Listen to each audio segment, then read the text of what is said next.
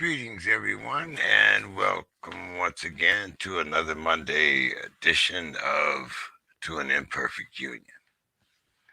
Um, let me see what's going on here. That's not what I want. Uh, should be some stuff running across the bottom here. What's going on? Well, let's do it again. Okay. The political consciousness of West Coast Steeler fan. Let's see, where is everyone? Uh, You should not have the wrong link, Dr. Casey. I think some of y'all do this.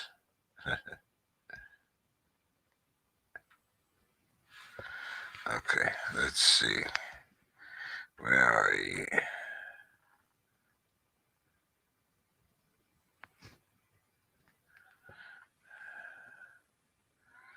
I don't know.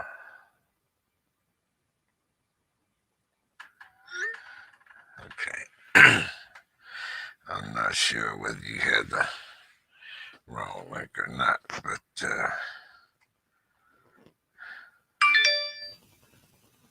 okay. Anyway, let's hope some of the other people find their way in. Let's see. As a matter of fact, let me.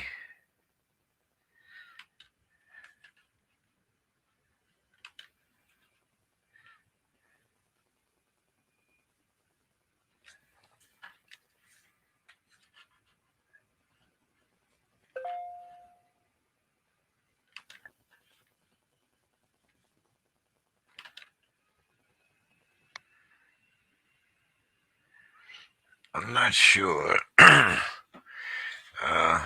Maybe it's just my popularity. Uh, why we're getting the wrong information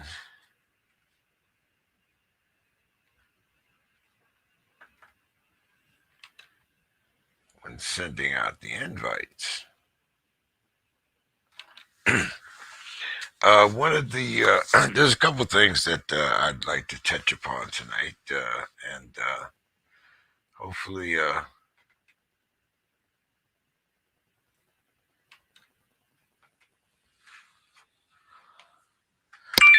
see.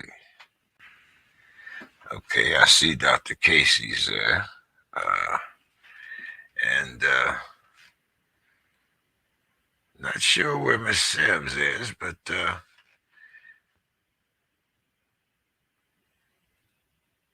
anyway, let's kind of get things on the road here. Dr. Casey.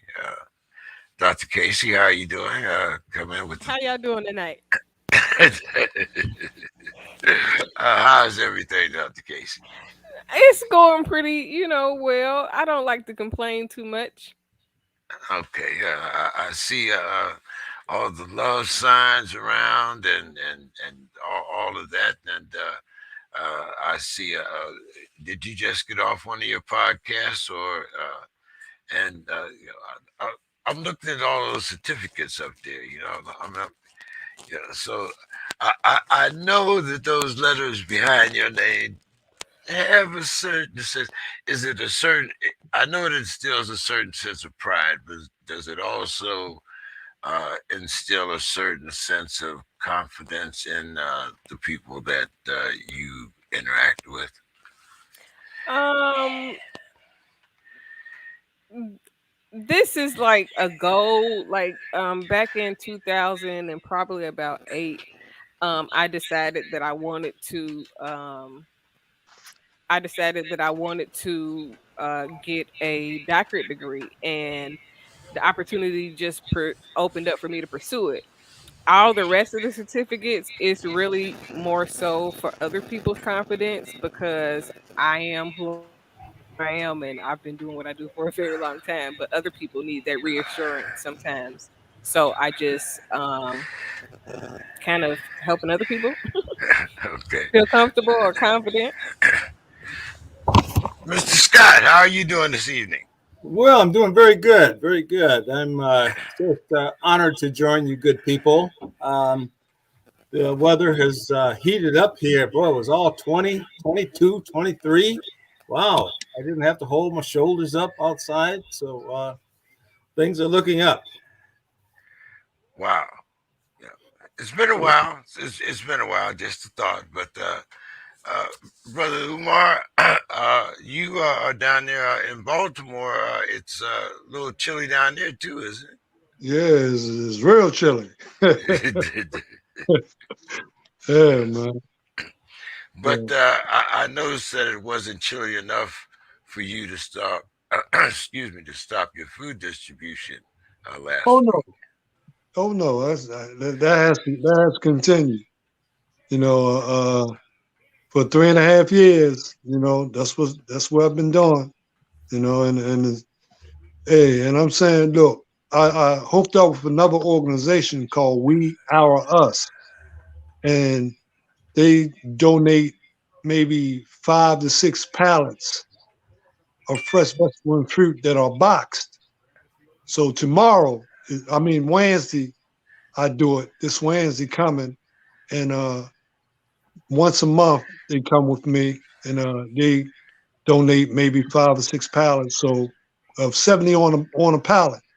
So we get rid of all that stuff too, man. Now, Everything. uh, like you said, you've been doing this for quite 3.5 years. You've also developed your program, No Hooks Before Books, dealing with education. Uh,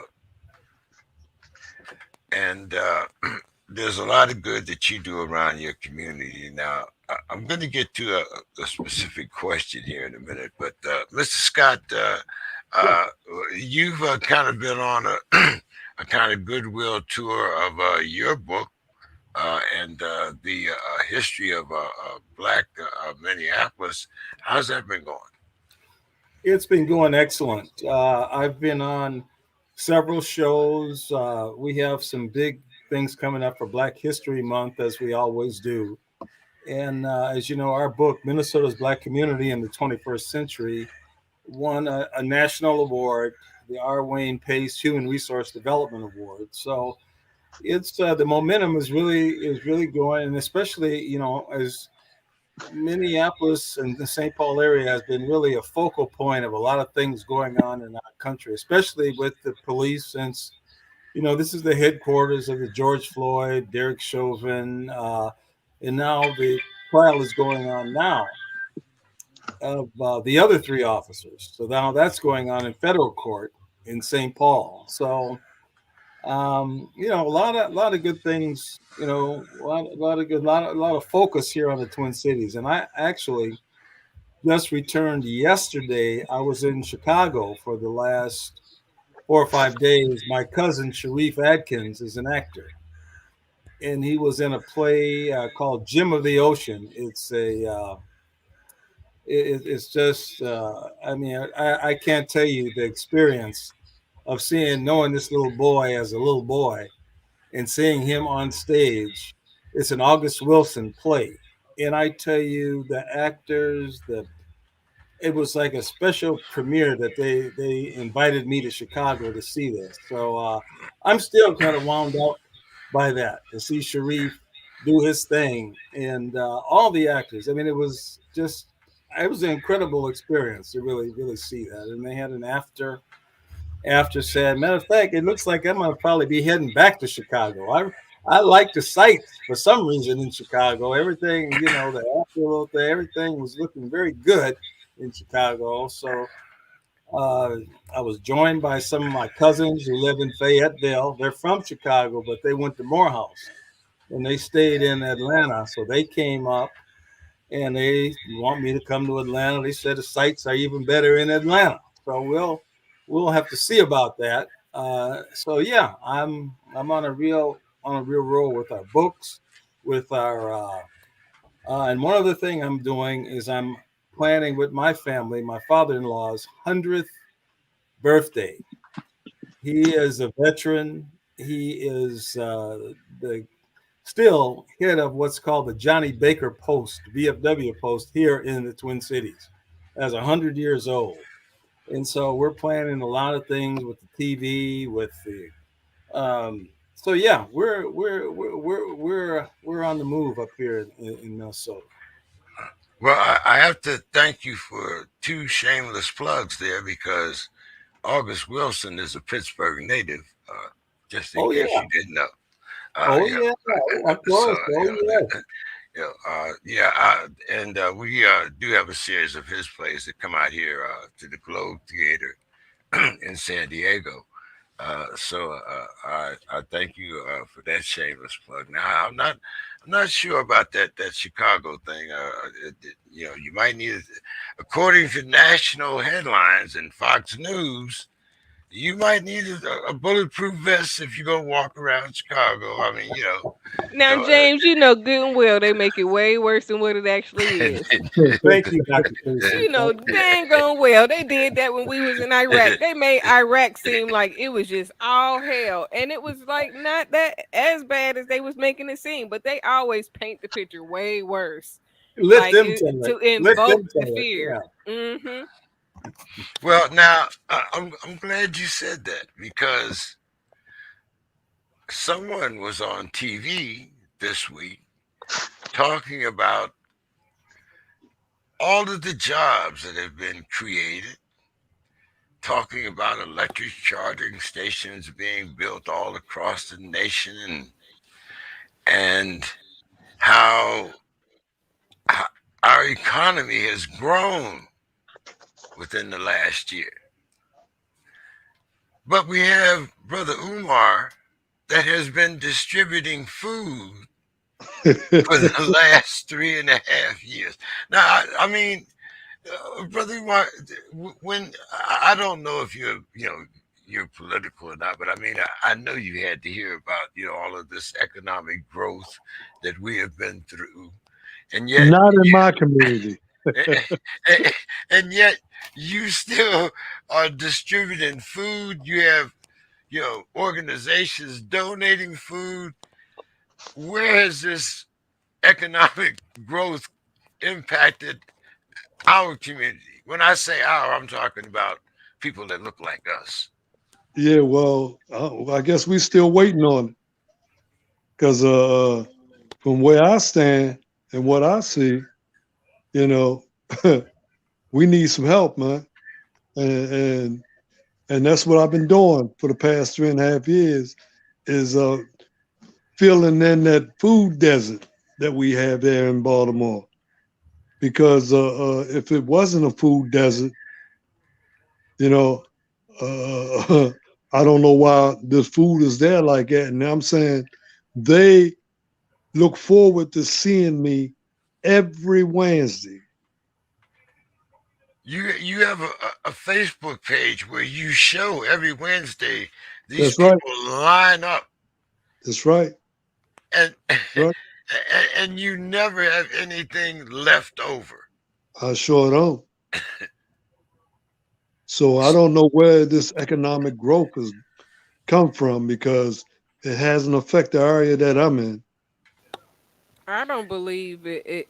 Well, I say that I think that I have mixed feelings about what they report, even with that, because um, there are jobs from them firing people that's not vaccinated. Um, That's right. but who's going to fill them? Not the people that's vaccinated, evidently, because they got job openings. But Right. also, I think that they upstage everything in reporting on the media. They have to fit the narrative that they wanted to fit, and we know it's not that many dang on jobs because or the jobs that are available, they don't pay enough to be even worthwhile to go and work a job.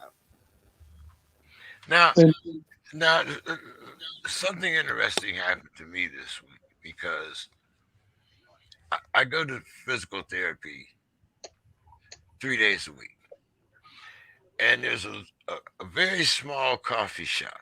I mean, very small. It's like inside of Well, it's like a cell. If you had a one man cell, it would be about that size.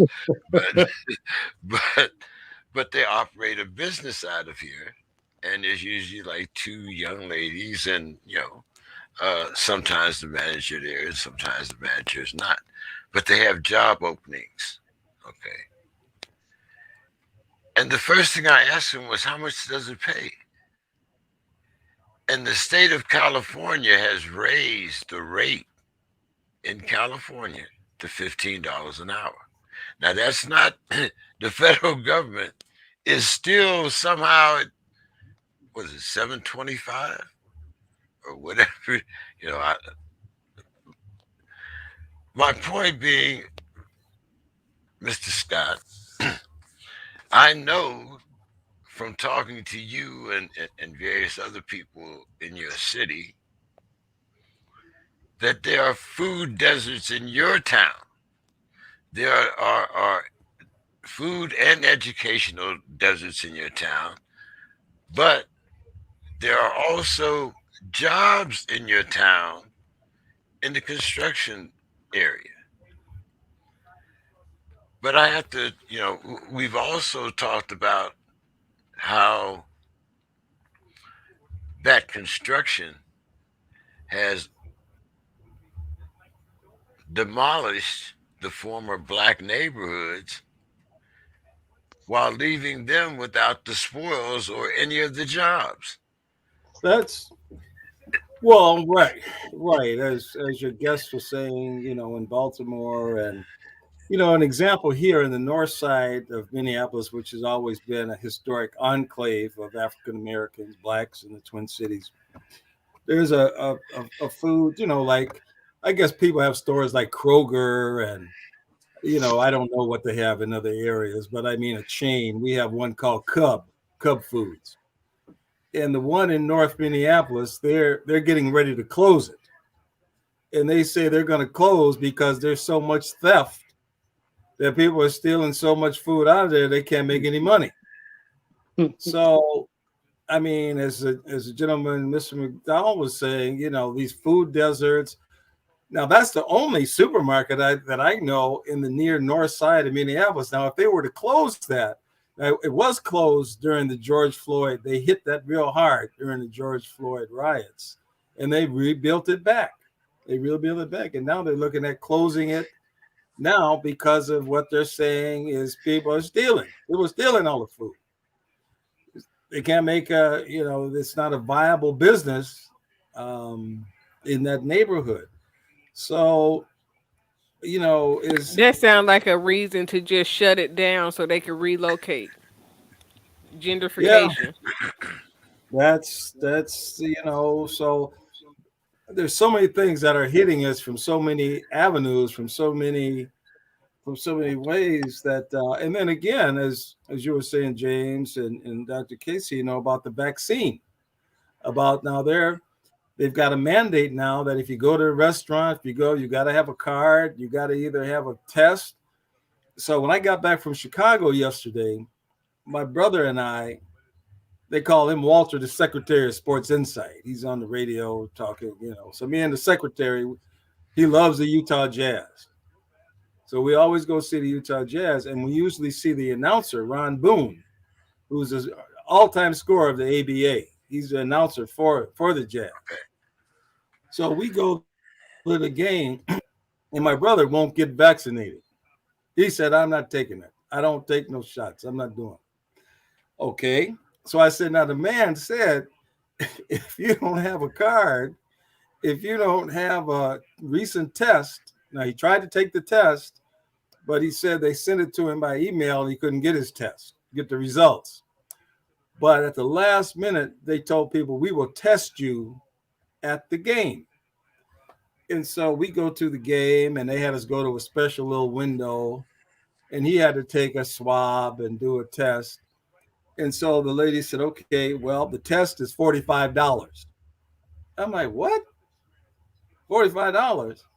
I said, well, my brother's a retired teacher. So he said, well, can I give you my insurance? I said, no, no, no. We have to have a credit card. We don't take cash. And so my brother, I don't know why he didn't have a credit card, but he didn't have one. So I give him my credit card, and he does the swab, and we sit down. You say you got to wait 10 minutes, and then he said, "Okay, you're okay. You can go in." That'd be $45.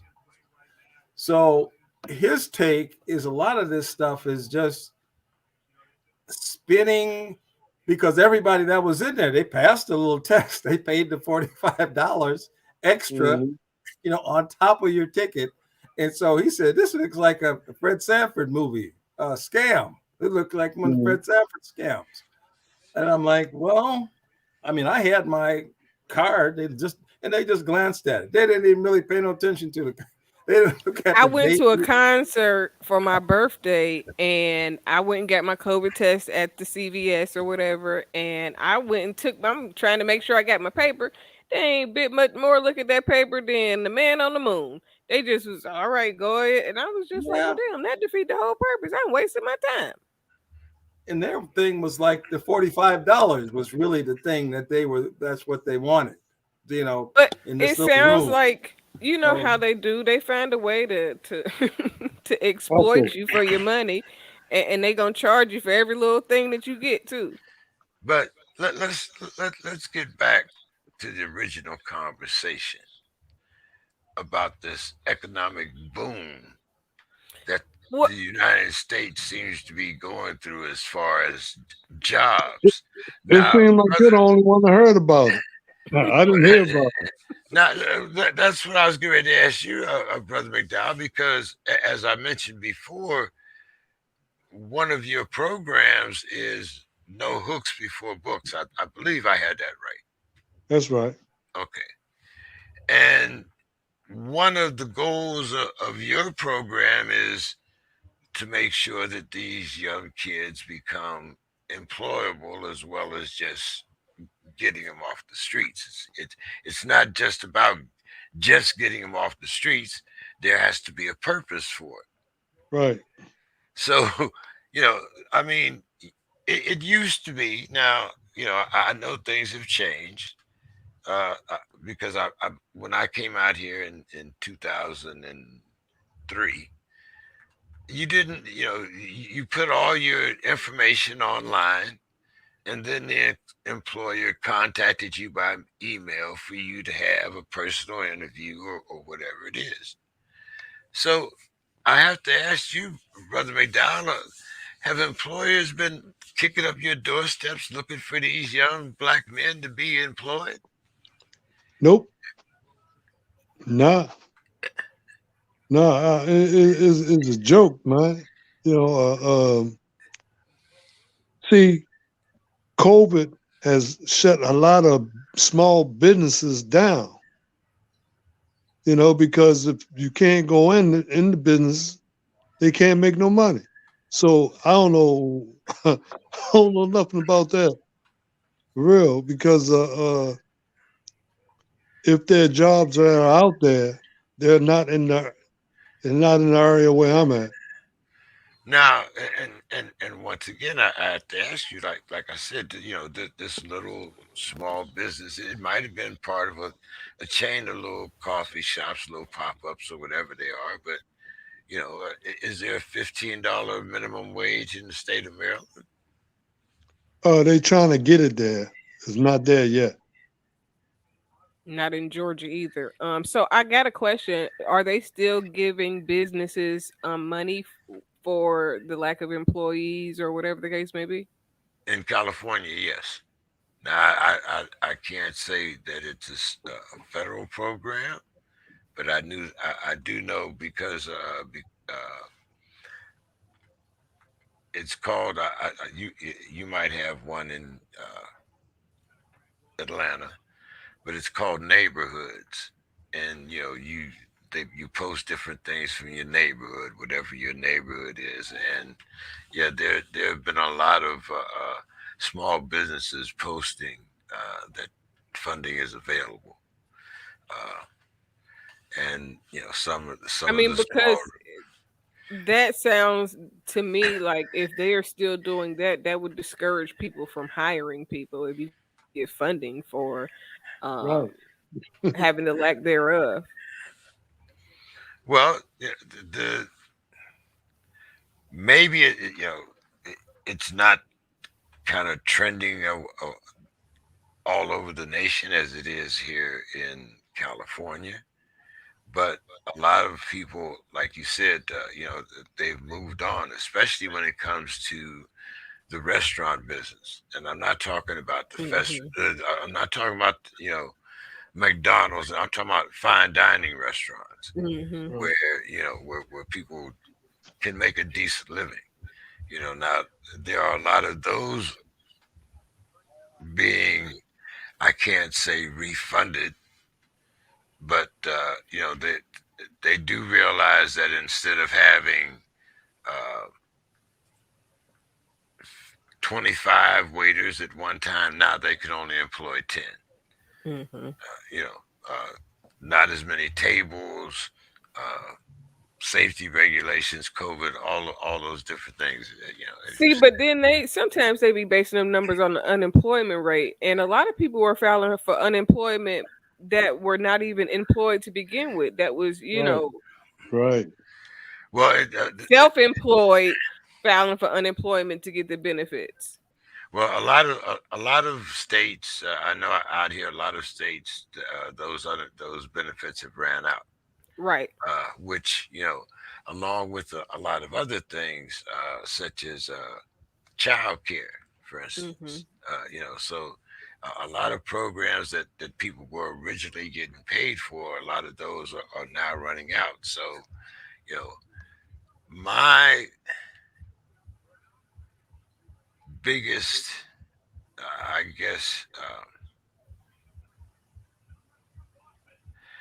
threat, or what the thing that I didn't want most to happen, and so far it hasn't, and that is that we have an increase in homeless because it seems to have a particular impact on children and single parent households. Well, I don't then, think that we've seen it yet.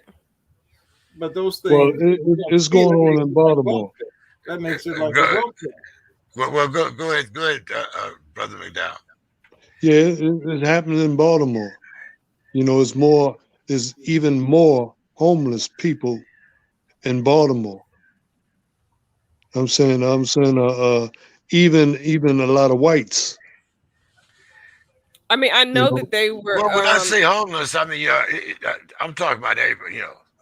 White, black, men, women, children. But like They've I been said, trying to delay the foreclosures for a while though. So as long as they keep trying to do that, they're going to try to do as much as they can as long as they can. Some of it is just to get people further in damn debt. yeah, And the other part of it is because, they're trying to be generous, but even when I let them pause my mortgage for a while, it was so many extra tricks and crap when it was time for me to restart. I was like, man, I wasted my time. Why did I, Yeah. you know what I'm saying? Like it was a loophole. It was, tacking on extra fees, they doing a little bit extra this and extra that. And it was like I would have been better off taking my chances than, the games of the financial industry. uh, Mr. Scott, what about the impact? As I said, I mean, uh, you've not had to pay rent for X number of months, or you've had to pay sub rent for X number of months, and now it's kind of like that balloon payment that comes due. Have you seen a lot of that, Mr. Scott? I know you might No. not be a part of the children's services like before, but just having ears close to the ground, have you heard about an increase or seen it with your own eyes? I sure have. And it's one thing to be homeless in San Diego, but it's another thing to be homeless here in Minneapolis, Minnesota, when it's 20 below zero and 30, 40 below wind chill. And you're trying to get a little propane heater and you're trying to get, but again, all of these stopgap things are pretty much just, to me, just an extended welfare program, and the welfare in general is not fair. I mean, let's just face it. I mean, and at some point, you certainly can't get comfortable with that. You know, as Dr. Casey is saying, it's going to stop. Okay, and then when that and they may stop at any time they get ready to stop it. They may, They make and it this is what we so want. hard though, Mr. Scott. Like me and my nephew, who's currently incarcerated, was just talking about this because his child's mother was trying to apply for food stamps and she can't get food stamps because she make too much money. And it's like, what are you like? You're not giving food stamps to the people that's trying to work and trying to earn a living and need a little bit Yeah, of help. You almost got to be unwilling to work in order to get food stamps. You got to put your child father on child support. You got to go through all of these extra hurdles to get help. When in most cases, that's why I said sometimes it's an inconvenience to try to go get a job when you're not going to get the help that you need along the way. yeah, and paying for things like daycare and It because makes I my it son's irrelevant. it's the fees that they charge to have your kid in daycare to go to work, and you have to have transportation probably to get to a lot of these jobs. I mean, public transportation may not get you there, and so yeah, it's just it's a vicious cycle that we're About underway time you now. get finished with just getting your daycare bill and went to work just to pay daycare. Like daycare is probably about between 1,200 and 1,600 a month in most places, especially if it's like a private school, unless you again on some type of services and they gonna give it to like give you a discount or something. But if you got a small child, ain't no discounts for between 1 and 4.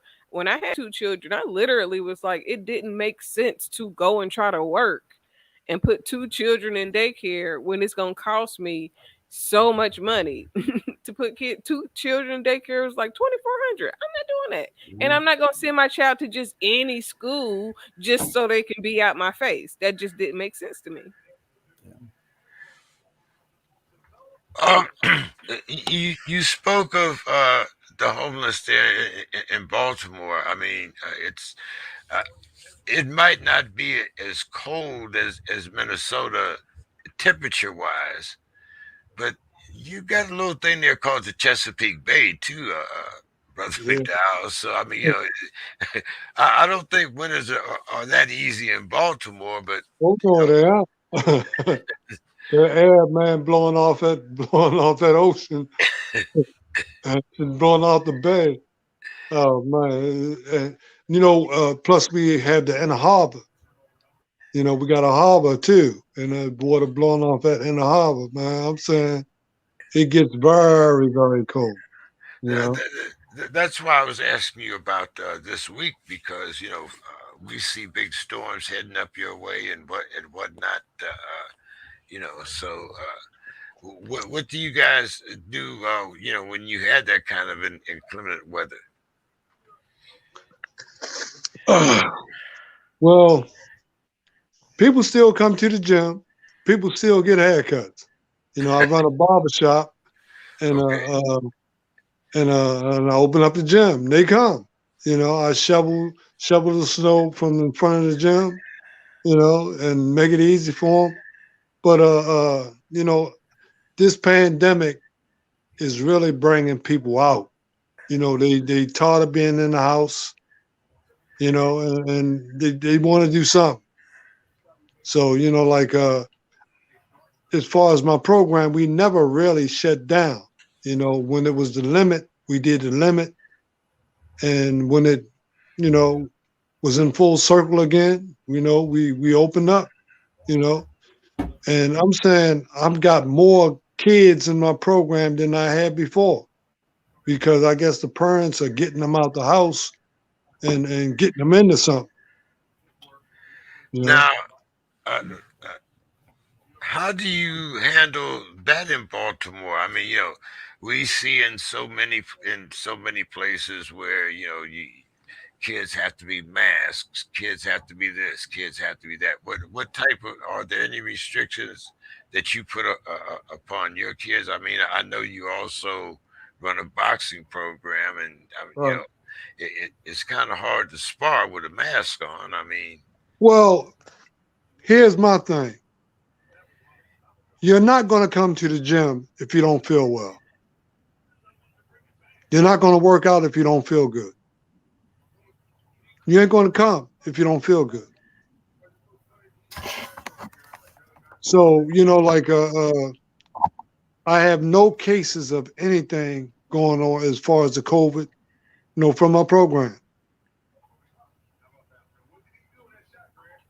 The kids come in, some wear masks, some don't. But I'm saying it hasn't spread it. I don't know if anyone have caught the COVID from my organization. uh, And I'm saying it's been 2 years. So, it's not as prevalent as they say it is. It's not as bad as they say it is, you know. And me, I run a barber shop. I'm around people all the time.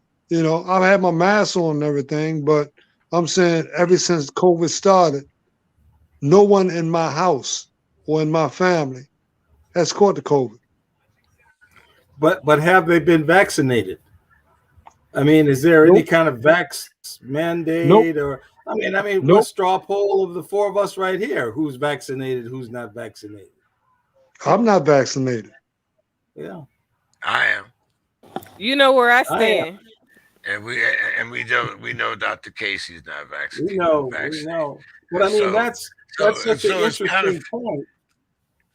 well, but I've also now I can say truthfully that I have lost people in my family to COVID.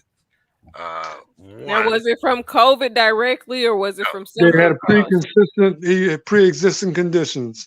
Yeah, now you that really that you COVID may have triggered? one did have he had pre-existing conditions. He was on dialysis, and most of the family believed that he used it as a way out. But I have had normal members of my family that have passed away. Only a couple. I mean, not wasn't like it was a pandemic within the family, but I have had and they were strangely enough. I mean, they weren't within the same household. They were isolated, few states away, whatnot. I mean, Did don't really they were know. they ever on the ventilators? No, no, Okay. no. Um, but you know, um, like I said, I got vaccinated.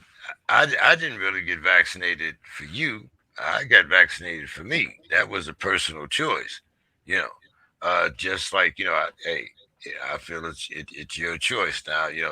That also comes with certain restrictions as far as I'm concerned.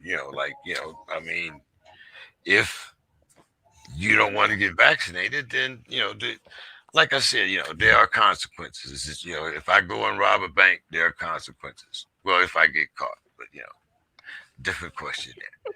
But anyway, um, getting back to this kind of false promise here of jobs and the Build Back Better plan and the things.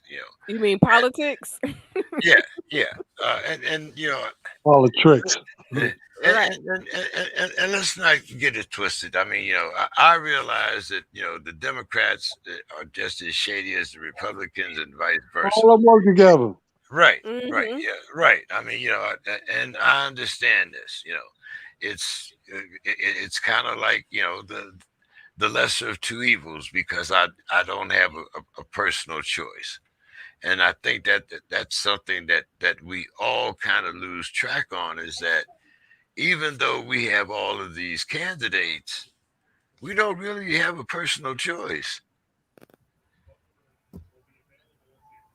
No, the electoral college dismisses the choice, even if it was one. Well, They choose who they want. I'm not even talking about on a national level. I'm talking about when you talk about your neighborhood. And Georgia is a perfect example. I believe where was it they talking about? Stacyville, Georgia, where they took the three black women off and put on the three Republicans and so forth and so on. But I ain't even heard nothing about that, but that sound like something about Georgia. It sound about Georgia. you know, so I mean, I keep hearing about how far we've come. I keep looking at these black faces, but they're the same black faces, and When they different black faces just regurgitated of what the old black faces was saying most times. Yeah, yeah. well, I mean, It's just, They're not gonna let the people in. It's gonna say something different. I mean, they might, but then it's off with their head eventually. yeah, brother Umar, you have strangely uh, been kind of while providing such a great service to the community, you have kind of strangely remained a beacon of hope. Whereas a lot of things when you talk about Baltimore, you only talk about negative things. How have you been able to maintain this high quality for your program over all these years? Even though I'm sure you've been come at by some very unscrupulous characters. I mean, come on, it's Baltimore. Somebody's yeah, here to try yeah. to take But what advantage of I'm your program. saying is Baltimore. But see, when when when you do things your way and people understand that you can't be brought, you can't be this and that, they respect you and they'll do all they can do for you, you know. And see, my purpose has never changed, you know, and I'm in the business of saving people, saving our kids, you know, giving them hope. I'm a hope dealer, not a dope dealer, you know. And a lot of times they respect what I do, what I say, and what I want, and they try to help, you know. See, because I'm dedicated to this, and there ain't no change. If they see me, they saw me 26 years ago when I started my organization. They see the same thing going on, no change. You know, and they respect that and they support that. And I'm gonna tell you this: I have a great board. I have a working board. Is if you have an organization and ain't nobody working but you, it ain't gonna work. But That's if you not have always true. people, but if you have people that's with you that have the same feeling, the same thoughts, and the same zeal that you have, it makes it happen. You know. And I'm gonna tell you this: the people that's making it happen is not my color.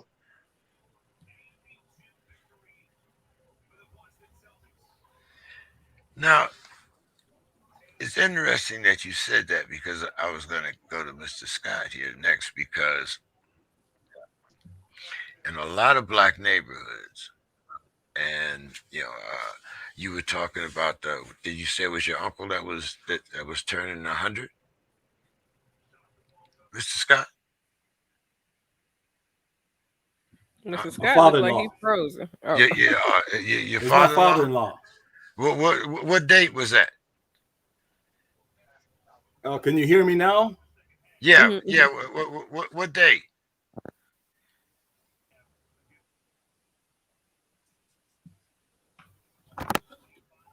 What day did he turn 100?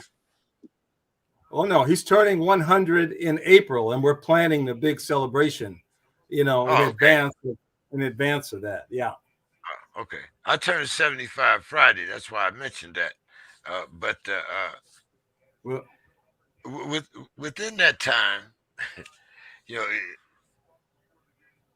Brother Umar just said he spreads hope, not dope. But a lot of what we have had within the black community was the weaponization of hope, which Ran people to dope. well, not just ran people to dope, but it also ran people into poverty. It ran people Hmm. into unemployment, uh, and you know how was that handled in your particular city? Knowing that, I mean, as I said, someone that has worked with youth and youth services in the past. Have you seen any type of modernization of the system, or are we still stuck in that same mentality? well, I think I have to springboard on what our guest, Mr. McDowell said. When he says that he has a purpose, he has a singular purpose for what he's doing. And I think that's the only way we're going to have success. Now, here in the Twin Cities, we have a few soldiers like that. We have a few soldiers that are like that elicit, respect, and we know where they're coming from. I mean, but it goes back to look at the days of a Thurgood Marshall. And I'm going to just move for the federal thing just for a minute. In those days, this is a man that changed the whole education system from the bench, from the Supreme Court.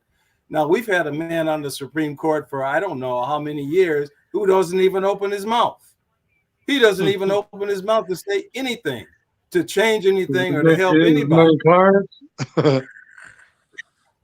And so when you look, you have to think back to when we were growing up, James, or at least when I was growing up, and Muhammad Ali said he's not going to war. He said he's a conscientious objector for his religion. And do you realize that he could not fight for 3 years? He took his case to the Supreme Court, and they said he's going to jail.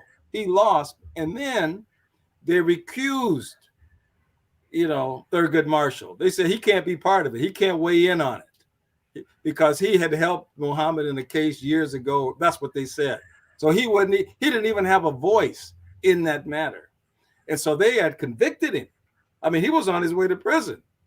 But you have to think that behind the scenes, Thurgood Marshall was still there. And he talked to these fools. And then all of a sudden they said, well, let's look at this a different way. He gave up his boxing. He gave up millions of dollars because of what he believes in. He must really be real about this. But they didn't give Thurgood any credit for that. They gave one of the justices, they revoted, and, the rest is history. But this is where we need people that make a stand, that draw our line in the sand and say, this is what we want to do. And we've been so distracted and distraught here in Minneapolis. I've never seen the crime that we have right now. I've never seen carjackings, right? I mean, I have to really watch where I go. We all have to watch where we go because of this. So they have really put a mad scramble, and in the leadership, there is none. I mean, when a man like Trump, and my thing about 45, if I could get my hands on his neck, well, I don't, I better not say nothing like that, but we have been led to a point where we have to have our soldiers come back. We have to do it. I don't see any other way, and we have to rally those around us to do it. As Mr. McDowell said, because of who he is and what he's done and put his thing on the line, people will join in. and we just don't have enough people, in my estimation, that really do that. From a Well, younger Especially in, perspective, I think that Before you say it, Dr. Casey, because I really want you to kind of bring this up because um, I think things are a little different in the youthful perspective when it comes to uh, organization or when it comes to how things are done today. We depended upon many people joining us. We depended upon having a group around us. I find today that a lot of young people start out with an idea and then are attracted by like-minded people rather than usually someone emerging out of a group as a leader, like a Dr. Martin Luther King or a Shirley Chisholm or a Herbert Abernathy or any of those type of people. Now, is it easier or no? Let's put it like this: does social media allow you more freedom to organize than the way that we had to do it back in the day, such as organizing rallies at church or passing the word at prayer meeting, or I think you get the gist of what I'm saying. Mhm.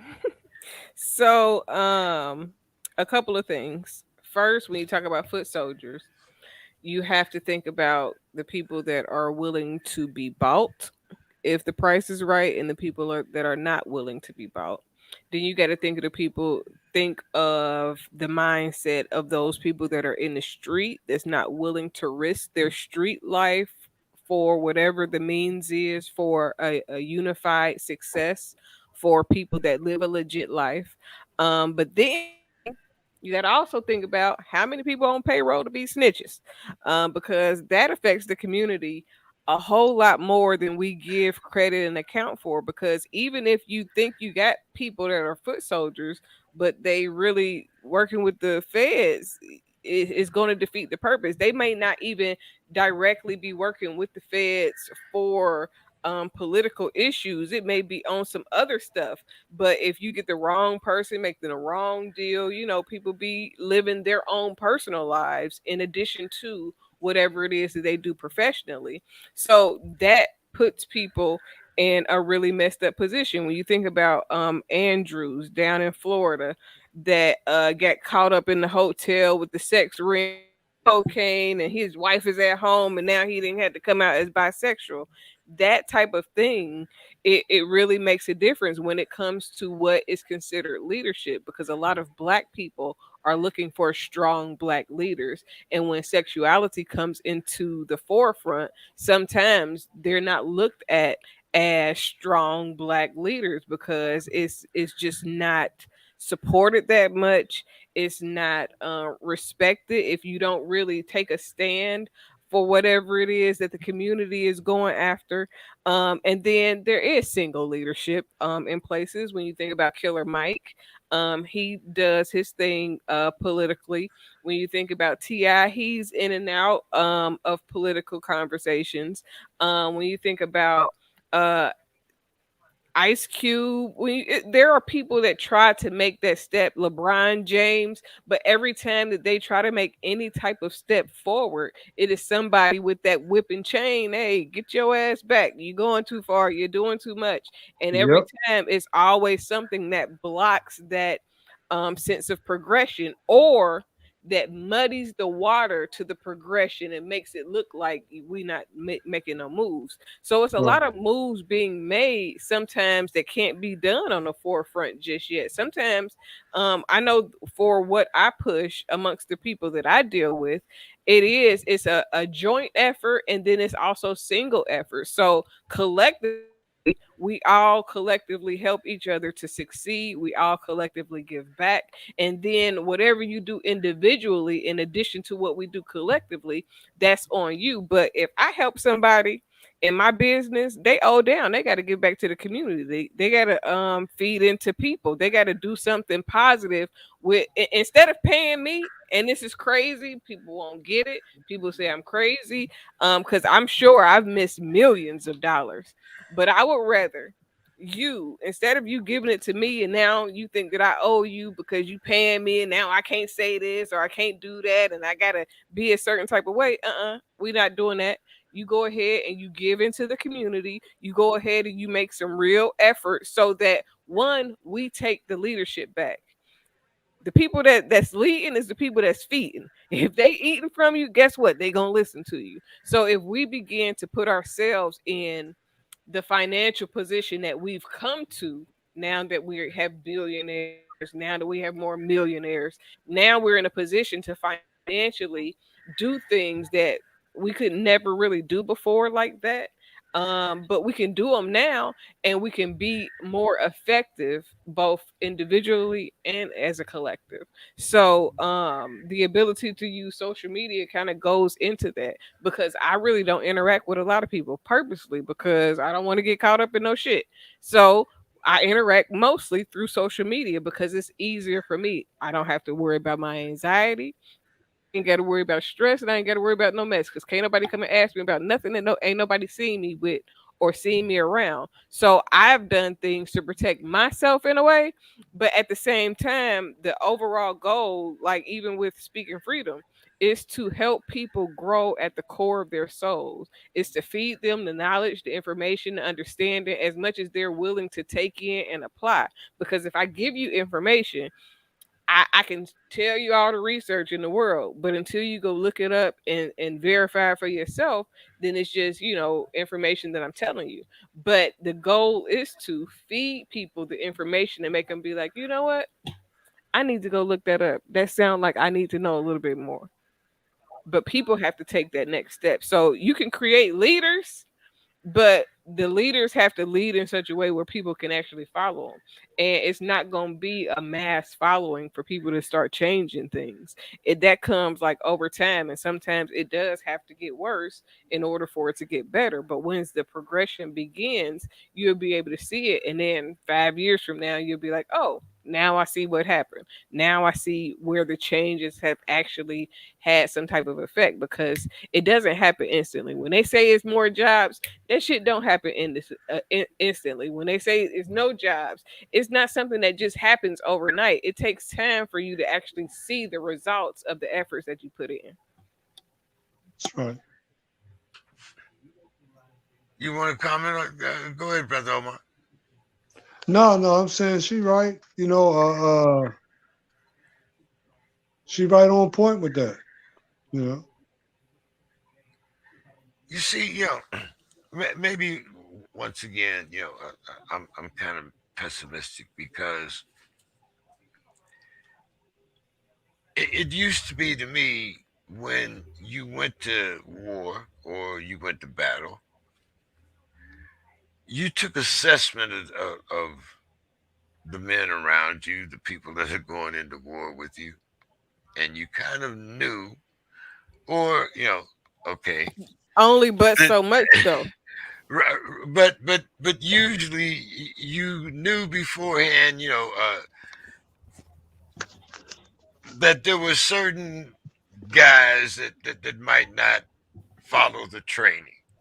Okay, you knew that that when push comes to shove, this is not the person that I want in the foxhole with me tonight. Let me tell you something, James. Your war experience, my war experience different. Because when I went to war, it was, I remember, I can vividly see right now as I'm thinking about it. The soldier that was driving the Humvee behind me, she was sitting behind her damn Humvee tire when I was shooting at the motherfucking people in Iraq. She was hiding. And then the people that I thought was super soldiers back in the rear D, they was dang on the ones that was punking out. They was trying not to go. I had just had surgery and I was like, I gotta go. I'm not sitting back here while y'all going to fight and I'm sitting here with the pregnant people. Like, come on, I had surgery, but I'm gonna go to war. Like, what are y'all doing? But it was people that was tough. All in, you know what I'm saying, walking around the base, they tough, they strong. And when it came to war, They was like, nah, I can't do it. They found I, every Yeah, excuse in the world. that's right.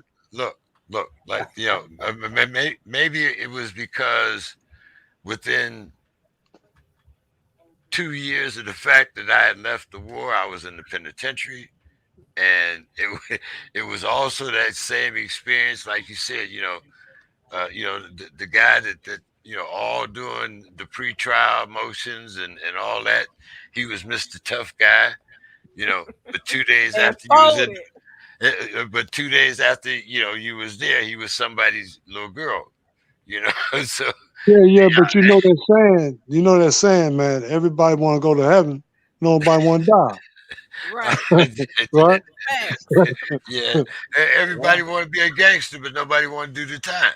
Yeah, Yeah, you learn that there are consequences for your actions, right. and especially as people of color, because we have paid extreme prices for petty crimes. I mean, there was a guy just the other day spent 32 years in the penitentiary for a crime he didn't commit and is not allowed to sue the state. I mean, Let, really? I mean, really? Are you let me serious? tell you, James, my uncle that was killed, I was just looking at the news article because I'm gonna post it all for Black History Month. He was killed. They said they robbed a stop and go or something like that for $50, some food stamps, and some liquor. And they killed my uncle for $50, some food stamps, and some liquor. They said he pulled out a revolver. I don't see no. I want to actually right now. I'm like I want to go see if I can find the archive reports to figure out did he actually they was it a revolver at the scene or is this something that they just making up? Because you know how they do. Well, now and it also depends upon and you can see from from what he was doing that I mean he wasn't one of those guys that could pay. But we also know that there's a sliding scale within the criminal justice system. Uh, you know, uh, Brother Umar, I believe I mean I'm not gonna really assume, but most black men around our age have at one time or another, especially being within the boxing game, have come across that guy that had all of that talent, everything it took, but somehow he went astray. Yeah, Somehow he didn't make the best of his situation. And I'm yep, seeing, and I'm seeing instead of one of the things I think that we all promised ourselves as black men is that we would not let this happen to our children. But it seems to me that with the absence of a lot of black men, and whether it be through the criminal justice system or other means, it seems that we have relinquished our rights as leaders within the community by letting our children dictate to us. To give you a good example, the first time that my grandfather knew that I took his gun out from under the mattress, the first thing he said to me, boy, put that damn gun back where it belongs. And that's all he had to say. From that day forward, I never touched my grandfather's gun. Brother, why would have that type of respect within our community for the men in our community, the grandfathers, the uncles, the great uncles? I mean, what happened? Are they there being those figures because in some cases they're not being present enough to have that leadership position. Like In the generation that you see now, it's more of respect is earned more than it's just given. So if a It's person, always been that way. I mean, I mean, no, because just because my name was James didn't mean that the reason why they call me OG now in the community. I had to earn that respect. Like I said, 3 wars and four but penitentiaries later. difference is you said your grandfather versus somebody in the community. Somebody in the community could probably go tell some of these young boys, "Hey, put that down. Go do something different." But they have to be a certain status in order to do that. You can't be a broke old dude and say, "Go put that down," and somebody on the street that's getting money gonna listen. They getting money. They don't care about what you talking about Thank because you. in their mindset, all they remember is that when we was growing up, we was broke, we was hungry, we didn't eat, we didn't have. So now I'm gonna get this money. I'm gonna do whatever I got to do to keep the money, and then I'm gonna get everything that I've never had before. It's a really ignorant mindset, but it's I in had, the I, sense And of I'm not lack. going to I, listen to nobody that's broke to tell me But something it to do. still comes back to Hmm. the parents. It still comes I, back to the parents. I mean, But to me, when we say, the if your father parent figure, can't but I'm saying though, I mean, when I grew up, and I know you can't really even go back there now. That's over with. That's I get that's over with. But I mean, my mother was a disciplinarian. I mean, she'd holler upstairs, Anthony, Walter, George, get, and I know I'm not the one that did it, so I go down there. But it depending on how mad she might just whoop me as a tune-up and send me back upstairs to get the other brother to come down. But we had order in your house. You had enough see, order in your house, but we don't that have that that anymore. And I don't know how you that get but that back. I don't know how that you is get that back. from a slave mentality where you got to beat sense into somebody. That is the reason why a lot of people are traumatized. now It's Agree. effective. Having been in It's child effective. protection, I agree Fear with is that. Having been effective. in child protection, I agree with that. But I still say the parents, when I see these kids come in the juvenile court, here's a 10-year-old. Here he is in juvenile court. His parents are not there. They're asking him about his rights. He's 10 years See, old. but What is he sometimes going to do? And he the has okay. nobody that's really guidance. So but that's what I'm saying. If they're not doing their due diligence, if they're not around, if they're not providing, if they're not doing all the things to make that child be in a child's place and not yeah, feel like an adult, if I got to take care of myself, then it ain't nothing that you can tell me. If I got to do this, if I got to do that, and you're supposed to be the parent, if you're supposed to be providing, if you're supposed to be teaching me, just not teaching your child the shit that they need to know to go out in the street could make them not respect you because they have to learn it from the street.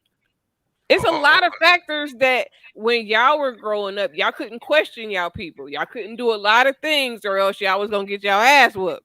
And nowadays, one, if you whoop your kid's ass too much, yes, going to jail yourself. So it ain't no whoopings like that no more. And for good reason sometimes because some people get carried away. I personally don't whoop my child or my children. Well, I do sometimes, but one, they told me it felt like they was a slave. I'm I gonna done make a took them to report. see I'm I done took them mandated to see report. Nat Turner. I took them to see Nat Turner and they used that shit against me quick. They was like, wait a minute, mama, you're making me feel like a slave I'm a now. And I was mandated like, report. oh, you got me. but but now, Dr. Casey, you make an interesting point. But once again, I'm going back to personal experiences. When when I was a young man, my mother was a strict disciplinarian. I swore that she could throw her high heel like an aborigine Turn the in corner and bust Australia. your side I, head. I'm telling you, okay. But when she got older, my mother knew I never had a job. Never had. I think the only time I had a job in my life, I might have been about 13, and she got it for me. Other than that, But anyway, whenever I hit a lick, the first person that I shared my loot with was my mother. And there was never a time when I brought my mother a bag of money that she asked me where it came from. Ever. You see Big Now, Meek's story. His mama told him take it back. They was mad. He paid the mortgage. Like what the hell? Let yeah, that man pay that mortgage. see, but that's where I make my differences. Mm-hmm. If the parents are willing to take that money or Mm-hmm. the benefits of what you're doing, and they know that you're not bringing this money in from that 9 to 5, or she see you once every 3 months, and like I said, you got here, mama, how's everything doing? Here's, fill up the refrigerator. So not that she needed it, but this was just that On what you felt principle. that you had to do because this was your mother. Now maybe if she had said like get that, so forth and so forth out of here, it might have been different. But when you find acceptance at home for the things, for the dirt that you know that you're doing, you know, it's kind of hard, like you said, when you're bringing cash into the house, it's hard when you got a person on welfare or below the poverty level, and all of a sudden, voila, there's manna from heaven. Mm-hmm. you, you know, and, Even the preachers will take it and if you take no, it to the right preacher. no, I was just gonna say that Matter of fact, because they want you to bring your tithe no matter how it comes. Now Like here we because I go. Here we go. Here we because go. that was one of the things that I really hated because she also made me pay her tithes. And, and, and, and y'all know how I feel about religion, but when she told me that she was using the money for that, I was through. But anyway, but but but but, brother Omar, I'm sure you find where you have instances where one of the kids is the primary adult in the family, and by adult I mean not by age but by the primary provider.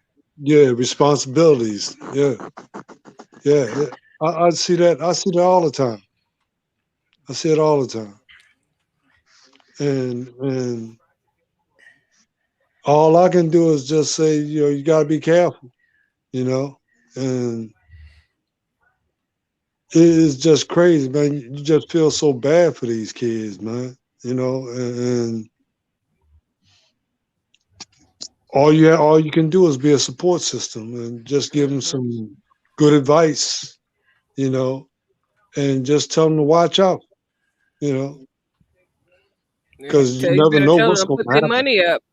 Put some Right. money up, invest it, do something so that if you need it, you got it. Because a lot of times these kids they buying all these shoes, buying all these clothes, but Yeah. then when it's time that they need a lawyer, they ain't even got no money for the lawyer Yeah. fees. They didn't Yeah. spend it all. They two ain't got two nothing. two things I always had: a bondsman and a lawyer. First thing. Listen. First thing. I'm telling you, it's folks that they out here they spend it all they because and this is what poverty does, and a lot of people don't like it. But a lot of people they try to become what they felt like they missed out on, and people Right. will go and this is why we got so many people living over their means. They get so many stuff and things that they don't need, and then you got 100,000 clothes and nowhere to wear them to, and you don't even, you can't even wear them all. You got a million shoes, you can't wear all them shoes. You got 20 cars. Where are you going with 20 cars? I mean, it is, if that's how you want to spend your money, then cool, but it's just better ways to use those financial means, whether it's within the community or outside of the community. But like a part of what I do also is I try to help people connect with people that can get them in the right direction. But also, I try to tell these young people about investing, about doing something different, about changing those same skills that make you a good hustler is the same skills that'll make you a dope business person. Thank But a you. lot of Thank people don't think of it that way. Nobody even tells them like, look, You know what the stock market is? The same way you budgeting your you know what I'm saying, your stash is the same way you got to budget and watch the stock market to see what's going and what's not going. But a lot of people, because nobody has ever introduced them to new information, they don't even know that it's available. They don't even know even to think along those lines, because only thing that they know is to survive. So after you get somebody out of survival mode, then they can try to see how to thrive. But a lot of people, even when you talk about people that's narcissistic or people that manipulate, a lot of these people are not always mentally challenged or ill. They've been operating in survival mode so long that they don't even know how to live a That's regular their way of life. plain life. That's their way of Yeah. life. But they're learned by everything they see on TV. They're not learned. They're not taught in the home. When again, as a kid, I had a there was a family that lived downstairs from us. The kids were a little older than me. And so when my mom and them would leave or dad, I would stay with those kids because they had some older kids down there. And so one of the boys was saying, let's make us a bologna sandwich. I said, that sounds good. And he takes one bread, one bologna, two bolognas, three bolognas, four bolognas, four I breads, used and to make a have triple decker sandwich. I that used to said, be now me. wait a minute now. He said that's what he did. So I go home, I'll back upstairs, and I say, Mom, I'm gonna make me a sandwich. And I go one bread, two bread. Next thing I know, I'm seeing stars. She said, boy, you don't put all that meat on a sandwich. You make you one piece of bread, one piece of sandwich, one. But see, these are the basic kinds of things you learn in your home that we just are not doing now. The basic kinds of things. My But a grandmother lot of from latchkey Birmingham kids, and then wouldn't between go the to school, latchkey but yet kids, told us to go to banks and go to the bank and save money. This is money so you can buy Christmas presents. We take the bus to go to the doggone bank and start a little savings account. I didn't know what it was. But these are where you really learn at home. These teachers and schools and all that, that's great. I mean, it's awesome if you can really get a dedicated environment that when you go, you can learn something. But if it's not coming from the home, if it's not coming from the heart of the people that, are with you all the time, it's hard for it to stick. And I tell you, I've seen that in child protection, all the kids that I worked with, no, I agree, seeing because I love a lot of picked up, a 5-year-old kid get picked up, put in a police car with his little clothes in a little paper bag into the a shelter. lot of the things that I mean, that's going I to just learned be played outside of out where home. they take you to the prison. A lot Well, of things Dr. that Casey, But I it can learned be people outside of around you home. in your community. We had a broader community. We had a broad community. The home was was the heart of it, but there was broader community. I mean, that's just my perception. And people say it's all outdated in that but Look, if we don't get back to basics, but I'm we saying see basic ain't chaos now. basics no We more. see 13 Right. year old.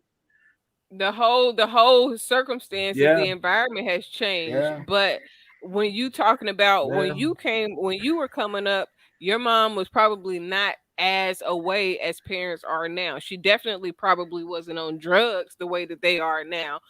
It's so many different narratives that play into today that wasn't in play then, and a lot of these drugs are not like when people was just smoking weed only.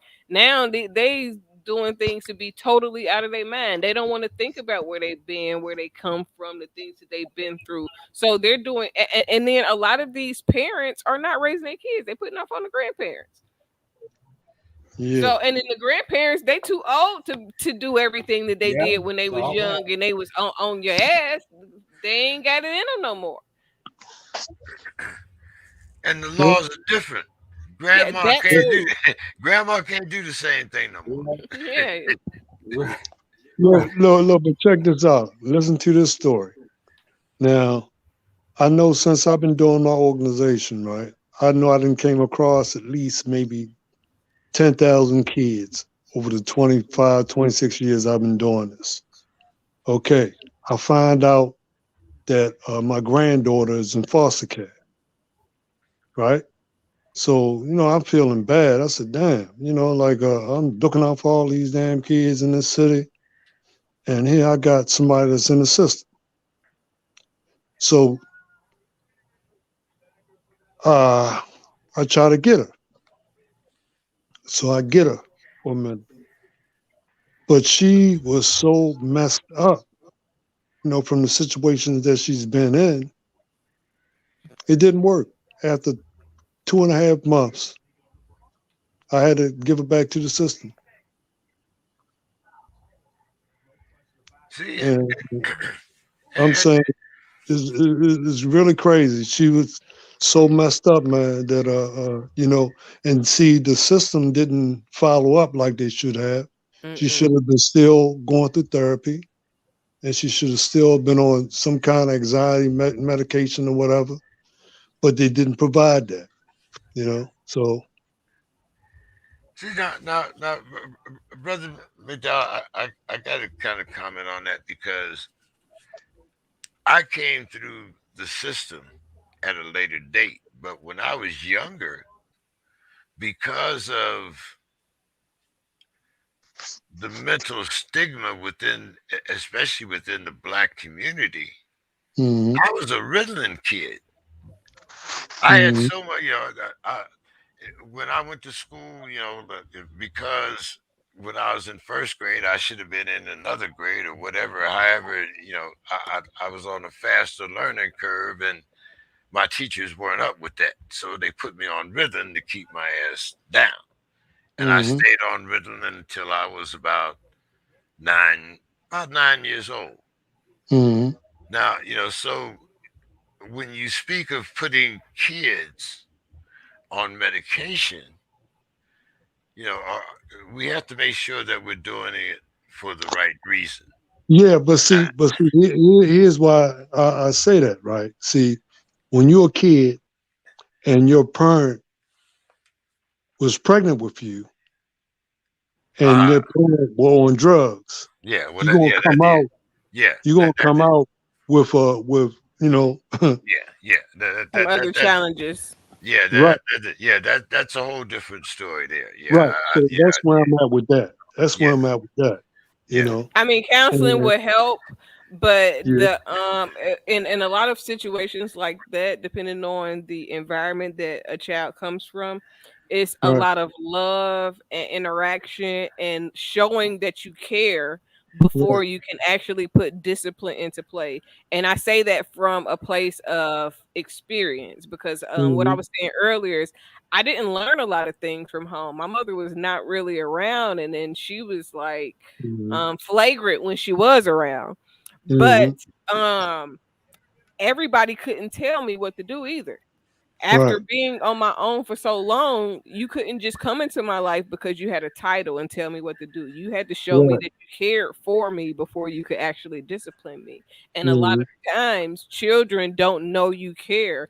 Just bringing her into your home doesn't show. I mean, it shows her that you are aware that you care enough to get her, but it's a hmm different level of care and comfort that a right. But child but needs when they've it was a been lot of trauma that she been through. yeah, that yeah, trauma will change you. She could might have been the sweetest soul, originally, but the more hmm things you experience, the more walls you put up, and the more walls Right, you put up, and the more right, things you have to do to protect yourself.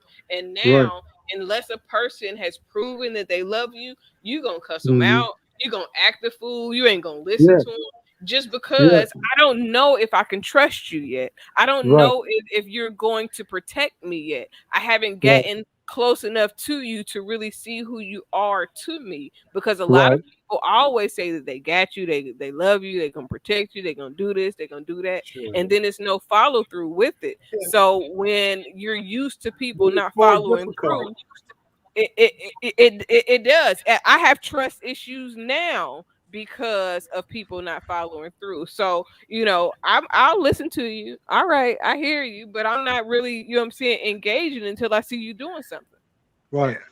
yeah, yeah, But it gets to yeah. be more difficult the more placements, the more out of home placements that the kid gets. We have Hmm. some kids that have been in multiple placements. And so here comes the grandparent who may have never been introduced to this kid. The parent left an area, comes to the Twin Cities, they get on drugs, they do all the things they do. They don't want their people to know about that. They don't tell them anything about that. They don't elicit their support to even help them until it's too late. Until, once the kids have been in the system and you've had multiple placements, multiple situations, they become hardened into that type of in that type of a situation. And as you say, Dr. Casey, the trust element is very difficult to build back up. And Because the trust everybody cannot is telling necessarily them that they're going to do all these things. Everybody says the right and it things, doesn't but it's happen. very few people that Yeah, actually follow through and really make them feel loved, yeah, make them feel cared for, make them feel so. It's one thing to say that you love and support me, and then it's another sure. thing for me to feel within my soul that I am loved and cared for. So in some of those situations, Mr. McDowell, it's like what I would suggest is that you kind of build a relationship while she's displaced so that over time y'all can have a bond that's built versus just bringing her straight in because she's going to need some type of a filter if she's been through a lot of displacements or Yeah. misplacements And and see all of that. too, as far as for me, right? I had to back off of it because For your own safety, your own health, yeah, your own yeah, peace of yeah, mind. yeah, yeah, yeah. Because I'm in my early 60s. My kids are grown, you know, and I tried to help and give her a chance, give her a chance. But I'm saying this little girl was so messed up. She cussed me out better than she only 14, right? But This just girl cussed me imagine out. what she's been through in order to build. And the anger is probably not even towards you. For real. Yeah, She's frustrated with life. Her life has been hard. She is frustrated. She is downtrodden. She is every thing that you can think of when it comes to your soul being beat down by people Mhm. who are supposed to love you. Yeah, So which was her mother.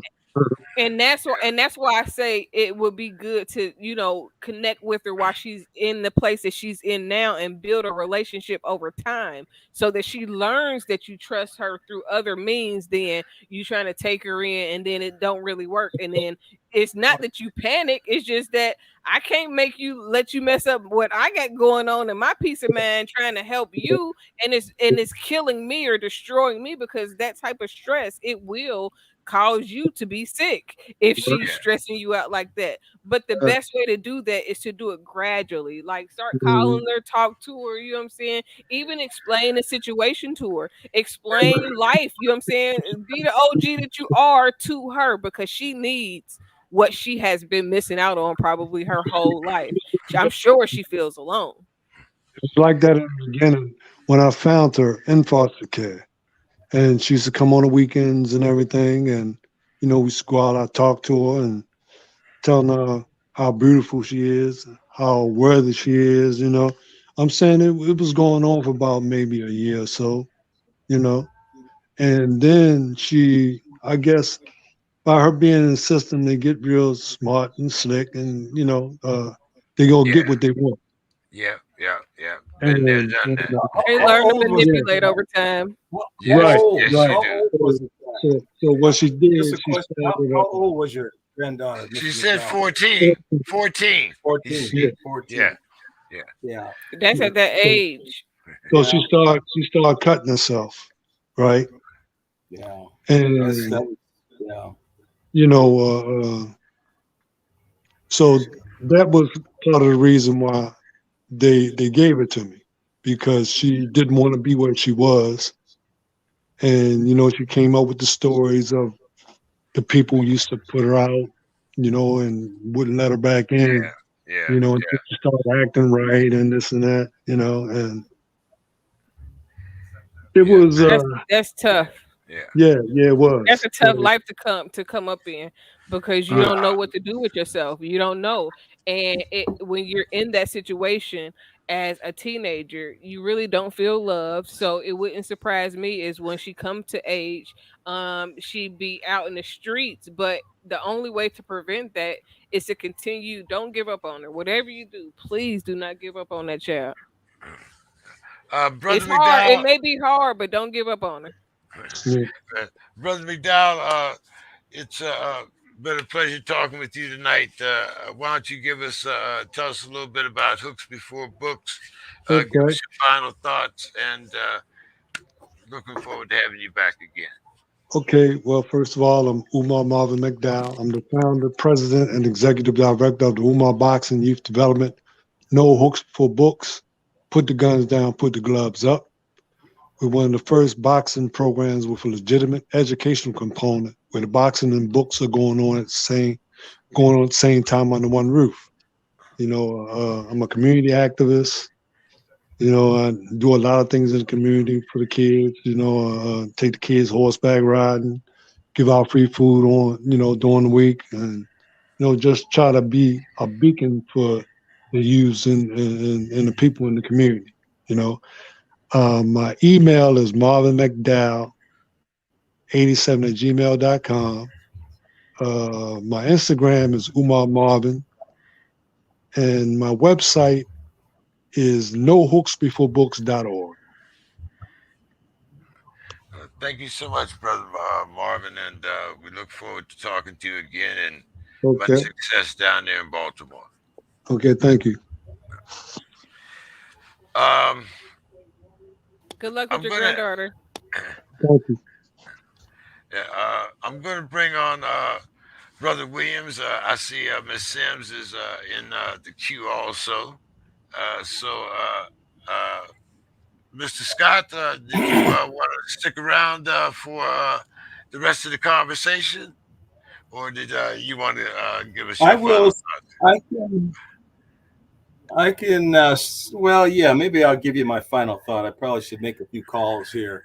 It's a little later here than it is. Well, actually, Dr. Casey must be about 10:30 there. So, um, yeah.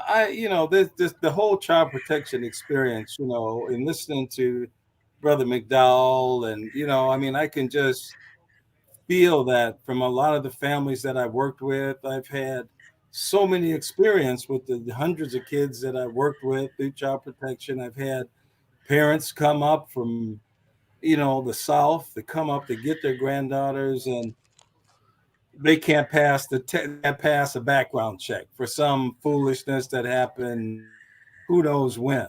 I mean, here people are coming up, they have the means, they have a connection with kids, but yet and still the system becomes more of the barrier than the than the fact that they have family.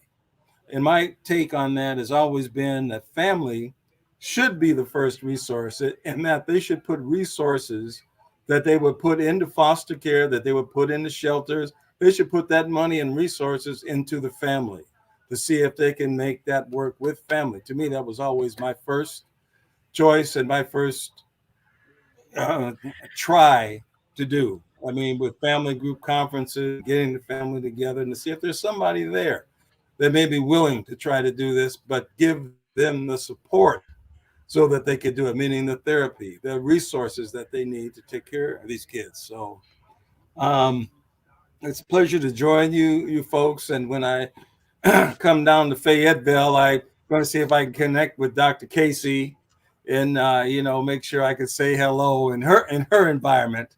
And see, Please, I please will look do. forward to that. So I look forward to that. Okay, all right, James. I'm going to sign off, and I'm looking forward to us getting a new coach here in Minnesota. I'm hoping we can find somebody along the lines of a Denny Green out there, maybe a Mr. The Enemy or someone like that. But we shall see. Y'all going white. Y'all going Jim Harbaugh. Don't get it twisted. You in I'm hoping he Minnesota. Come goes. on. Yeah, yeah, yeah, yeah, well, yeah. You gotta have. mm, mm, I, I'll yeah, see. yeah, I'll yeah. talk to you I'm Hey, later. signing Mr. off. Scott, you I'm was going to like, sign off with yeah. that. I'm going to sign off with that. We'll have to pick this up some at a later date. We'll have to pick this I up at a could later tell by date. your facial expression, Mr. Scott, you was over it. All right, I'll talk to you later, Mr. Scott. Uh, All right. Thanks for I see Miss Sims joined us rather late this evening. How are you doing, Miss Sims? Greetings, all. I wasn't feeling too well, so but I'm here, and I want to ask Dr. Casey a question. Can I come visit you also? Of course. Are you sure? I'm positive. I'm telling you, I want to shake hands with you. You kind of remind me of my grandma a little bit. So, of course, I'll be glad to. Great. Greetings, all. Glad to be here. Um, I'm going to start this conversation off with something that is a little different because recently we had the mayor of Hattiesville, Maryland, supposedly commit suicide. Uh, he was an openly gay man. He was also mayor of, as I said, of Hattiesville, Maryland. Uh, the family thinks that there might be some foul play involved, but since 2000 and I believe it was 2014, the date I looked up, suicide among black men has doubled. And I'm wondering, once again, one of the questions that we were talking about on some earlier programs was just, I'm getting feedback from somebody's mic. But I think anyway, it's Miss Sims. Yeah. one, one of the, yeah, okay. Hit mute for a second until you get it right.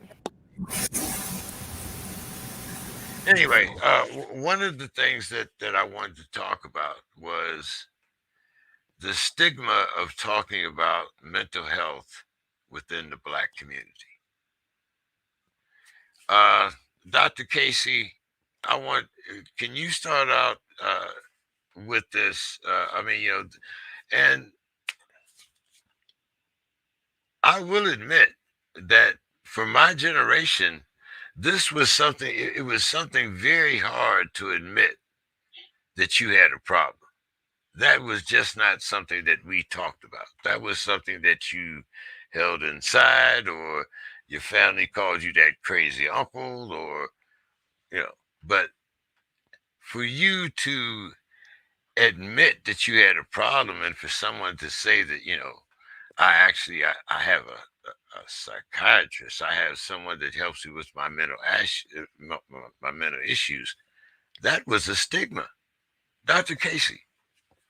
So I literally just read a book not too long ago that talked about how if you talked about that you had mental health issues, they would use it against you. So you really couldn't, because they would, like, I don't know if they was putting you away or it was something just ridiculously crazy. It's almost like the witch hunts. It was like if you admitted to these things, it was used as a weapon against you. A So lot of us that, were given lithium while we were confined. I mean, they're gonna give you what they want you to have when they got you. That's why they want to get you. But a lot of times with the black community, especially, a lot of things that are done, like you said when you was on Ritalin, is to dwindle us down because we are naturally extremely creative, naturally extremely a lot more than what they can handle. So the initial not being treated for mental health comes with a whole systematic approach that was used to, like, really make you insignificant even more than what you were when you did that. However, now it's just overcoming not wanting to seem crazy, overcoming the stigma that comes behind mental health. It just recently became an okay thing. I've been talking about my PTSD and going to therapy for years. Like I love going to therapy because it's a place where I feel comfortable dumping my problems or dumping the thoughts on my mind that are critical for me, and then being able to release it or at least talk through my shit without somebody, looking to judge or make me feel some type of way because I have whatever going on. Personally, people have used my PTSD against me several times. My ex-husband used to do it. My I have friends that like, well, is that your PTSD? Like, no, if I'm pissed off, it's because you didn't piss me off. It ain't the PTSD. It just make me pissed off a little bit quicker. So, a lot of times it's just a stigma. People, and then people try to use it against you. So if they're using it against you, then why would you even tell somebody that you're going through something so they can say, well, you got this going on or you got that going on at the moment that they don't agree with you or the moment that something is going on in life or in a circumstance, they'll use it against you. So that deters people from seeking help. And then on the other hand, for males, a lot of men don't feel like a man if they need mental help. A lot of times they've been told you're not supposed to cry, you're not supposed to feel, you're just supposed to bottle that down and act like, back to the Christian denial. I was looking at the clock at the date because it's the last day of the month. And that Christian denial that I talk about also plays into that because when you're in church, you're not supposed to be have mental issues. Jesus is supposed to fix it. So if Jesus is fixing it, then you can't get it addressed because how you going to therapy and Jesus is your therapist. It just be like stupid shit. So all of those things, but religion plays probably the highest part in everything that I just said because Christianity or religion, no matter what religion you in, I don't like to make Christianity seem worse or bad, but in general, religion tells you that whoever you serve is supposed to magically fix your problems. And most times it does not involve you actually addressing your issues, which is the reason why a lot of people have problems. They don't address them. They smoke, drink, work, go to church, and do all these other things than addressing things. So you got to get people to feel comfortable. You got to people to get people to feel supported because if you go home, you tell your wife that you're going to therapy, and then next time you go and have an argument, she like, well, your crazy ass, or she uses that against you, and it becomes a trigger. So, support. Like if you feel like it's going to be used to attack you, you're not going to at least do it out loud. But I know, like I tell y'all all the time, my mom, anytime I try to talk to her about things to help myself, she always hit me with that, don't psychoanalyze me. Like, I am trying to heal myself, child. Will you answer a question here or there? But I mean, people just feel a way about it. They don't like to be vulnerable. Miss Sims, uh, what's your thoughts on the stigma of mental health within the black community, especially within our generation? Well, and this dovetails onto what you said and then what Dr. Casey said. When you brought up those numbers, the first thing I thought of, because of the stigma, I question the numbers because even way back when, I think there was mental health issues, but like people were saying, because they were stigmatized, you didn't talk about it. So I think maybe even way back when, um, the numbers were there, the people were there, but they weren't discussed. Nowadays, things are more out in the open in terms of people being willing to share and take that risk of letting somebody else know that they're in pain and that they're suffering. And in terms of um, one of the things that the organization, the community organization that I retired from, um, is I tell you, I was faith-based organized for 27 years. One of the things that we're now doing, not just now doing, but we've been involved in, is a lot of the unsheltered, homeless population around the area, and we have it's called Micah.org. Um, but one of the things that that population is experiencing and bringing out, and we have been we're the only group that I can think of that have actually acted as fiscal agents and taken them in regards to um, helping them get to the place that they want to be in terms of being self-sufficient, being help getting them at decision-making tables for themselves, so that people can hear directly from that unsheltered homeless population.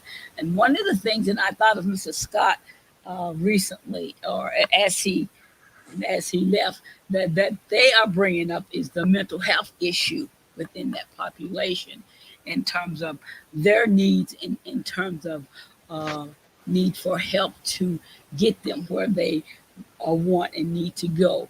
As I said before, at least here in Minnesota, the two models are the social service model and the social justice model. Especially when I started out, the social service model says is easier to do, but it says, okay, you get what I want you to have at some level, not at all levels. You get what I want you to have, when I want you to have, how much I want you to have. Now go away, kid. Don't bother me until the next time. The social but but but justice the but Miss social justice Sims, model says, what can we do together to get you where you need to be? And one of the things that they are bringing up right now is the mental health issue within that community. And also, you all were talking as I came on, the child protection issue, and we're finding out. Well, I'm finding out and listening to them that um, as the children age out of the child protection in terms of 18, that's kind of a pathway that leads these young folks into homelessness. but Miss Sims, Yes. this young man was a mayor. He was mayor of his city. This man was not homeless. This man was not unsuccessful. But He this had man had was he human. This man was human. no no no no He no doesn't no no no imperfect. no no, but what you're talking about is the children. I'm talking about mental health among the adult population within the black community. Can I Okay, add Uh, something? maybe I'm not saying it well enough, but I wasn't just talking about the children. I said the homeless population, and but Yeah, this but mayor, no matter who you are, James, you still have can have that issues that needs to but be mental health is dealt that not with. that only that for that, problems and issues. Mental health that is for Right. your day to right, day right, life. So I That's right. wanted right. to say that That's because right. earlier you said something about talking about your problems. Mental health is not just about problems. It's actually You're right. mental You're right. and spiritual health because like me and Mr. Williams was talking about last week, I think a lot of these mental health issues are spiritual things going Yeah. on that they have Hmm. no clue about, and now Yeah. they put it on mental health. So, and then I just looked it up on my iPhone. Um, the reason why they had insane asylums was Mm. because they were, if you admitted to having a mental health disorder, they would put you in an insane asylum. So people did not Right. want Right. to Right. do that because why would I get locked up because I might be a little depressed or I might Hmm. And see you ghosts like but Yeah. black people see ghosts like that's and not and Mm. Yeah. like and and, Yeah. And and give you you And would lobotomies. yeah. and And you would thanks, Doctor actually get a Casey. bounty. You would Yeah. actually get a bounty. I remember if you turned someone. We had a it was called Woodside Hospital in my particular town. And if you had someone or you brought someone in that turned out to be mentally ill, you got a $35 check. You and know, then they, you know they take them in they drug them and they drug them. downplay everything that they That was feel naturally. right. Yeah. That Yeah. was when they did the electrical thing where they strapped you down and But Yeah, anyway, yeah. brother, Dr. we was Casey, let me finish what I'm saying. Dr. Casey, thanks for giving me the opportunity to bring clarity to what I was saying or misspoke of. But when you spoke of, at one point, I was married for 29 and a half years. And through my marriage, it was dysfunctional. And I have felt the need to go.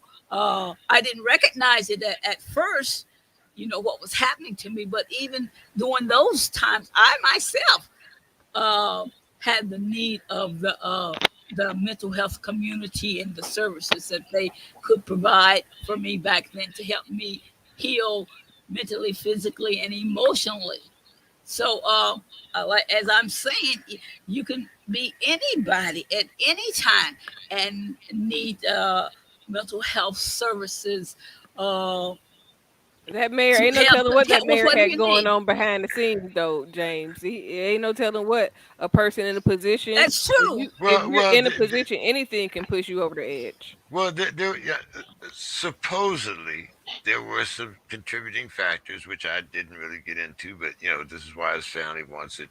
Says it might not have been a suicide, but he was an openly gay man. He had two teenage sons, and he was found in a park where those particular activities happened, which all of which his family says does not add up. But supposedly, the police have ruled it a suicide and have said that it stems back to mental health issues. Uh, so, first, before how about let me talk to you about that because once again, as soon as we hear about his sexuality, there were times when being just the idea of being gay itself To send you to the was insane asylum. was it was a mental stigma. Uh, how have you or how has your generation dealt with that, honeybee? For myself, as an openly gay person, I know that there's a lot of issues that I dealt with, and a lot of stuff that Dr. Casey said that 100% adds up because I know that when I first came out, my whole family told me it was demons, and we need to pray it away. Took me to church, and then that's when my depression started, and they told me, "Well, you're not depressed. You don't have anxiety. We're going to take you to church and pray it away." And then I learned how to mask it and not talk about it. And then when I was, I think, about 25, I had a severe mental break, which I'm 100% okay with talking about it now. Um, and I was put away for a 72-hour hold because of my depression, and the whole family was completely shocked. Like, we didn't know you were even depressed. And I'm like, well, because you guys taught me that I'm not allowed to talk about that. And after that, I did get the same backlash that Dr. Casey was speaking of, where if a family member gets mad at me or anything like that, they tell me, well, do you need to go back into a home?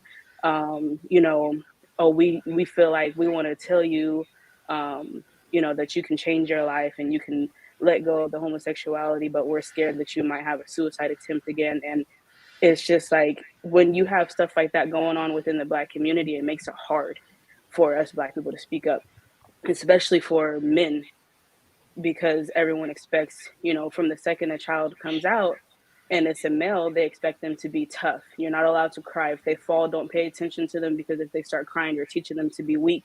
And I feel that that has a major effect. Even if there was foul play, then of course that needs to be brought up. However, for a family to say that it doesn't make sense because he didn't have mental issues and everything like that, you don't really know, because he was a man and he's not allowed to talk about his feelings. It's it's an issue that we have within our community. We need to learn how to let our Black men feel, teach them how to speak up on things so that we can have a better community, because without the correct mental health, that we're not going to see our Black men prevail.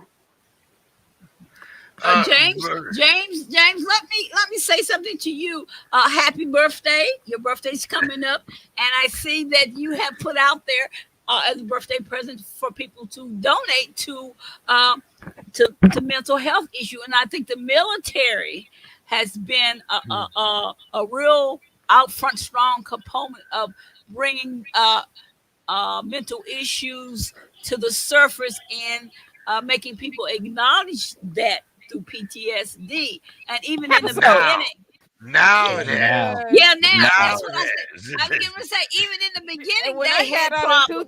They had 2004, they were problems bringing still in out. denial. Yep, yep. Even before, way back when, it was hard for them even to bring the issue. But I think nowadays it's out there, and people are in denial if they try to not acknowledge things are going and happening to people. Brother Williams, I cannot imagine myself telling my cellmate in 1972 I'd like to get in touch with the feminine side of me. I no, mean, not in prison. Of course not. Right. you know, You could hear a pin drop after you made that statement in prison, brother.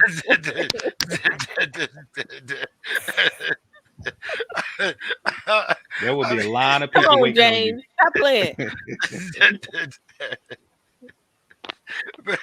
mean, but, I'm just saying, like when today you can come on out in front of, I mean, people see your face, whatnot, well, I want to do this, I want to do that, maybe, there's a certain side of me I want to get in touch with. Like I said, have we gotten out of that stigma, or do we still have that stigma within the black community? I'm gonna do a Miss Sims. Hold on, James. Hold on, James. That's right. That's right. I'm getting ready to get in on him. Well, I keep let me. telling him. I keep telling him. Even at his age, a mind is a terrible thing to waste. There he goes, wasting his mind again. Go ahead, Dr. Casey.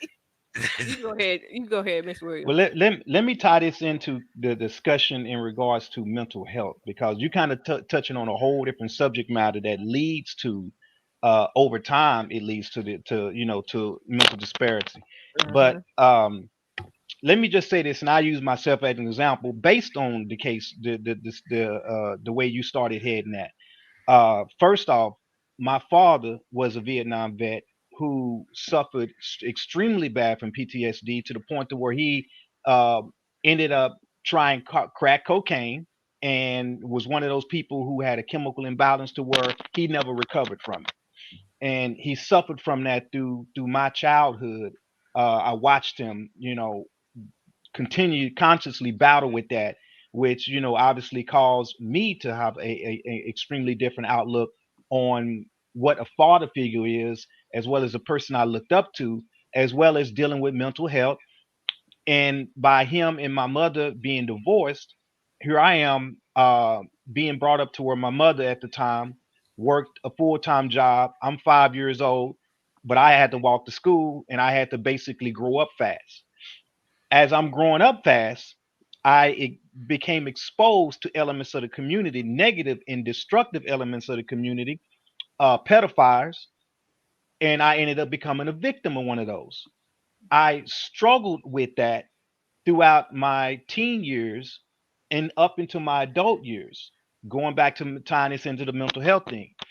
Men are taught, especially in the black community, because we don't have a rites of passage, because our whole Mhm. thing is to, your keep in mind your peer group, especially the young black man. We have a certain peer group and a certain mentality we have to push our chest out for. Otherwise, going back to even a statement you made, whether you did it jokingly or not, if I show a sign of weakness in the streets, I will continue to be victimized by my own peer group.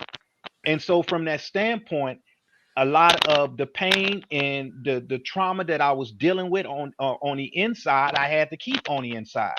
I couldn't even have these discussions with my own family, because it led to other people in on my street who had also got victimized, who would also end up exposing the person that was doing this.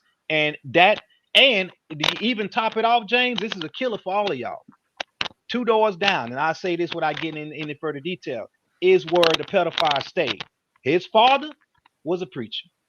So we talking about the son of a preacher who was molesting children in the neighborhood. And So I that wonder if tells he was you molested. he was. I found these things out as after I grew older and started doing the research and finding out who all was suffering from this stuff outside of myself. And yes, he was. But kind of going into what I'm getting at as we talk about the mental health aspect, we are taught as black men to bury that stuff. Just bury it inside of you, move forward, don't be weak. It ain't that big of a deal. And when we're taught that, and they obviously it is internal battle that now you're having, an internal war that you're having with yourself in terms of how do you move forward, but at the same time address certain types of trauma that has altered your perspective on life. Now, mind you, being 5 years old and exposed to sex, yet alone gay sex at that young age, does something to a child because you shouldn't at 5 years old be exposed to sexuality in the first place. Okay. So as I become an adult, these kind of things cause me, the direction I took is becoming sexually super hyper in order to prove my manhood. So here I am being basically a male hoe, trying to sleep with every woman I could. And internally, the fight is this is how I show myself, and this is within me, show myself that I am a man. Show That becomes myself your that rites of passage. correct. And dealing with, oh, I heard a lot of feedback. Okay. It's Dealing not with this from a English. mental health. Okay. Dealing with this from a mental health standpoint makes me think of two books that come to mind that and I really want the listening audience to hear this. Dr. Rwanza Kunjufu wrote two books, Countering the Conspiracy to Destroy Black Boys, which goes into the peer group and goes into the way the educational system basically, shoves us to a side as young black men in terms of out being an outcast. And this even kind of goes into the weaponization of the social service model, which accommodates the social justice model of the cradle to the prison pipeline, Miss Sims, just so you understand. And he also wrote another book, Developing Positive Self-Images and Discipline in Black Children.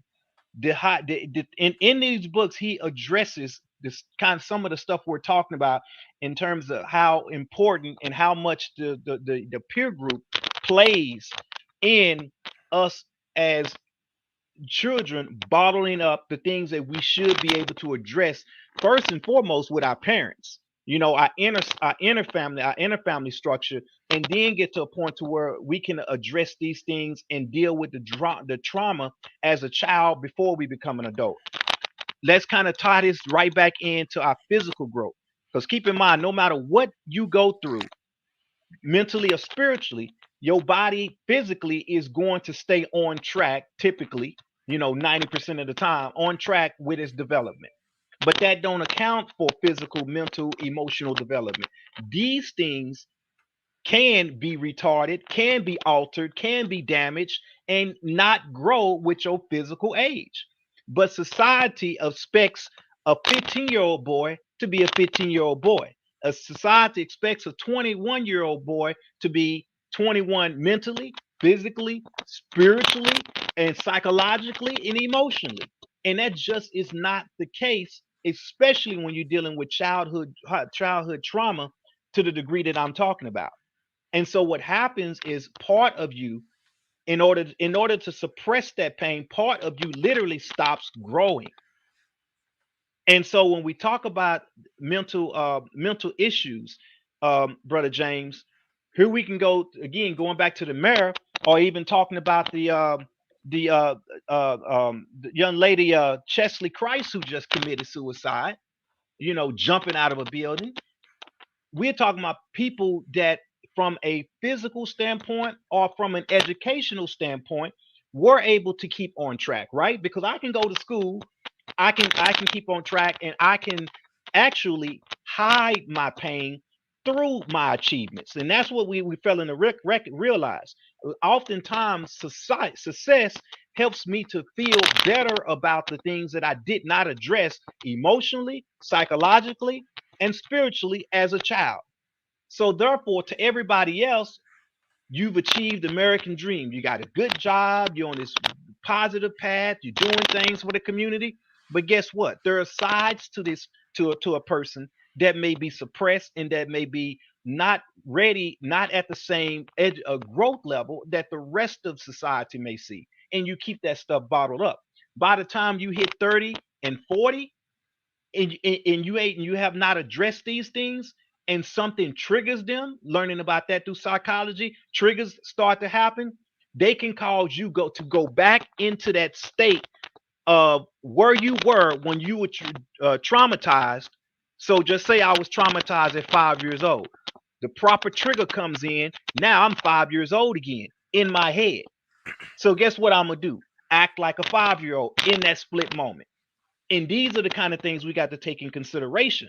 So yeah, there's a big stigma in terms of in terms of us getting mental health, and we need to be able to move past that as a Black community. A lot of that has to do again with why I gave the examples of the books I gave, developing positive self images, is because as parents, oftentimes we carry that same thread of suppressing the things that need to be addressed to our children. We think it's the right thing to do. A lot of time, father figures think it's the right thing to do to teach their young boys to be tough in all degrees, and and oftentimes cover that up through sports, and don't you at a certain age you don't even hug your son no more. He gets 10 years old, you don't want to hug him. You give him the pound or whatever, but you don't show emotional bondage with him anymore. And that's typically for the mother to do. But guess what? A child, a man child, a little boy needs to emulate the pattern of an adult male. And so what he sees his father doing is suppressing his emotions, suppressing the trauma that has happened with him, and he's even reflecting on what I saw with my father, you know. Uh, and so those kind of things become what I emulate as I grow up. And obviously, after you get to again to a certain age, how do you now regress back and play catch up with the parts of you that did not grow with the rest of you? And see, these are the challenges that we're facing as a community, yet alone an individual. Miss Sims, you want Mr. to Mr. comment there? Williams, Mr. Williams took it to a place I was thinking that mental health issues are various. They can be varying in regards to their food disorders. There's bullying, adult and child through the adolescence age and down to kindergarten. So it's wherever the human spirit and mind goes, there's places that need sometimes need help in dealing with mental health issues. Humble I'm B, feeling you've been kind of quiet back there, kind of listening to everybody. You want to No, any I was observation? listening to what Brother Ward was saying, and I agree. When he was stating that a lot of people use their success and stuff like that to cover up what it is that they're going through. It made me think about the most recent issue with Regina King's son and how he committed suicide, and it was a complete shock to everyone because she talked about how loving he was and how much he cared for everybody and put everyone before him. And typically, it is those people, the ones that you think are the happiest, the ones that you think are good, because we've been taught to mask it. We've been taught to, okay, well, I can't feel this. So instead of me feeling, I'm going to throw myself into this, throw myself into that. And that's something that I did myself. Instead of me showing my emotions, I became the family comedian. I was the one who made everyone laugh. Anytime someone needs something, I'm the one that's running there to do everything for everyone. And that's one thing that I feel that needs to, that's one thing that a lot of people need to realize. You got to check on the strong ones. Everyone looks at them as the strong one versus instead of, actually asking them, are you okay? Sit down and talk to people and make it known that it is okay to seek mental health. It is okay to speak about your emotions and your feelings. Because you know, as I've mentioned multiple times whenever I am on here, the neighborhood that I grew up in, we're not allowed to show any signs of weakness. You show signs of weakness, you're the first person that's going to get targeted. So, it's I feel like it's something that needs to be brought into the schools in the neighborhoods of minorities and stuff like that. In the neighborhoods where that there's strong gangs, bring that into the schools and allow these kids to privately sit down and talk with someone in a safe space to teach them at a young age that it is okay to feel. I got so Doctor, much to say. I yeah, got a lot to say. well, but Doctor Casey, if I saw you crying, or I thought that you were down or something, I went and bought you something. Hey, baby, what's up? Those are what It's we call in spiritual human behavior. That's what I call the band-aid. It you could do a lot of Of things that course it's create a band-aid. band-aid. Of course it's a band-aid. But if I buy you a bunch of flowers, I don't have to talk to you. I can give you the flowers and keep on going. And that's what's wrong with 95% of relationships today, is because a lot of people are in relationships with stuff, things, gifts, and trips, and then at the end of the day they're not happy with it. They really not at peace with who they're with. That's why you see a lot more divorces. This is why the suicide rate and stuff like that goes up, because you're dealing with people that are normally scattered about. They're going on about their day-to-day life, and now you can't move around like you could before. When I think about Regina King's son, or even the mayor, do you know how much pressure comes with being connected to somebody famous? How many users you encounter? How much just extracurricular things come on top of you? Not that you have to be famous, but just being connected to somebody that's famous, just knowing them. So being Regina King's son is already a challenge. That's already something that puts a bullseye on him, because he's targeted. He's going to be targeted for manipulation. If he's super nice, that means he putting other people needs before his. That is not a good thing. We think that that is honorable. That is the best thing that you can do, but you have to consider yourself, because at the end of the day, when it's nobody else but us, we have to be able to sit within ourselves alone. So I wanted to talk about also feminine energy. You have it regardless if you want to have it or not. Right. And everybody should be in touch with it. You might not go around saying, hey, I want to learn my feminine energy, but you need to be able to balance that, because that's where your spiritual and emotional balance comes from. Your spiritual and emotional intelligence comes from that feminine portion of yourself. Oh, The that's that just the soft side to me. Come on, man. I ain't no, got no, time to deal no, with that. no. But there are listeners right now that really feel that way.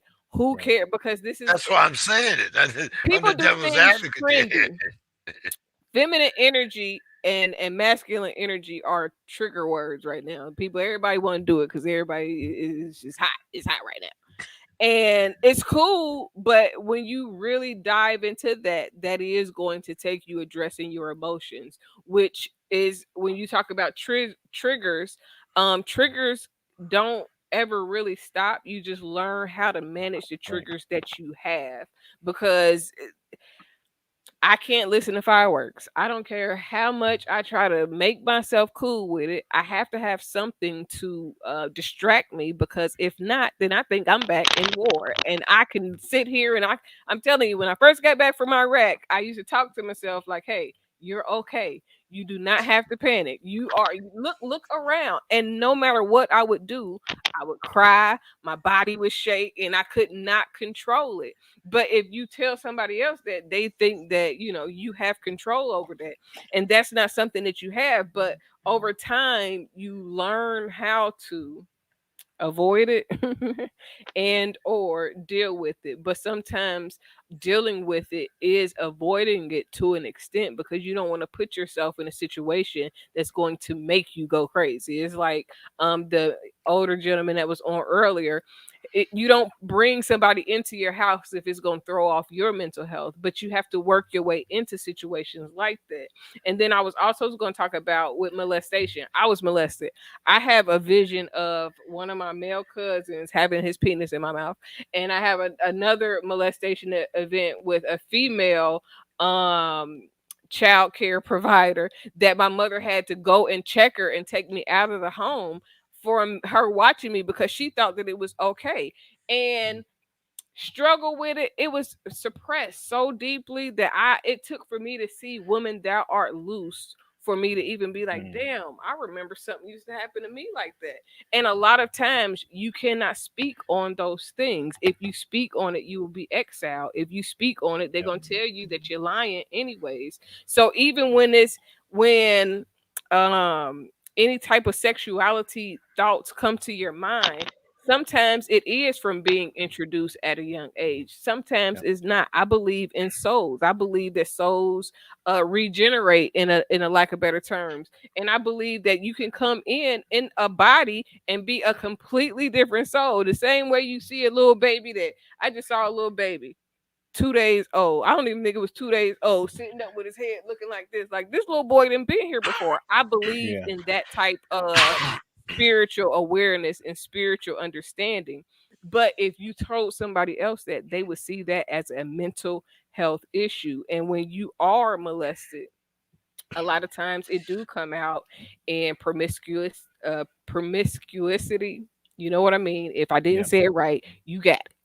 um and um and that trickles down into other things that makes you running after the wrong things, that make you open to. And then a lot of times sex feels like love when sex is what was used to show you that somebody cared about you, or when somebody pursues that type of thing in you.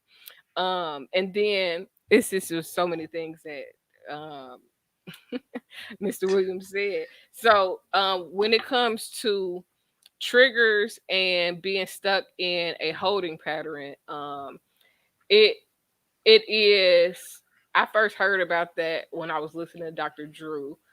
He used to have a show, and Frankie, Keisha Cole mom, was on there. And he was like, you're really the same 15-year-old girl you were at 40 something, because you never, once you started doing drugs, you stayed capsulated in Mhm. that time frame where Yep. you never progressed and grew out of it. And the only way that you can really do that is at some point you got to get to yourself and begin to look at the things that created you to be the way that you are, the things that shaped you, the experiences that you had, and every instance where a defense or a band-aid was used to cover up. Because some people, they get a little attitude, some people, you know what I'm saying, they start fighting. A whole lot of things um take place in order for you not to feel vulnerable, or for not to be taken advantage of.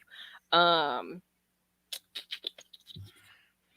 I think that was it. The last thing that I was thinking about is the school system. So my ideal that I have been trying to push in my way is that I believe that psychology should be started in high school at minimum, because at that age is when you're really developing who you are, and you can really understand why you are the way you are, and how, where you come from, and all of those environmental factors play into your growing up. You understand, just in psychology 101 is what made me really want to study psychology to the level that I do now, because it was like, well, okay, well, if you do this and this environmental factor and this right here, and then you start putting things together, and you realize, well, wait a minute, well, the reason why I act like this is because this person or that person, or whatever it is, the factors that contribute to who I am as a person. Because until you actually on your own, you don't really know who you are. You know who people have told you to be. And a lot of people grow up as who somebody else told them that they should be, and never really get acquainted with themselves to really understand, okay, why I like this? Why do I do this? Is this what I really want to do, or is this what somebody told me to do? And a lot of times, tradition and religion force us into a foxhole.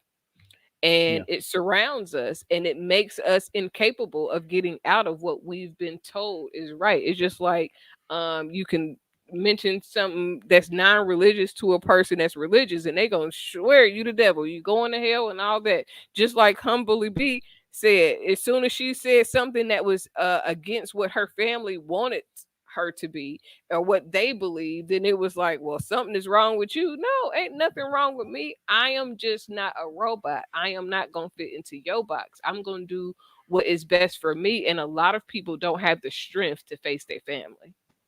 Yeah.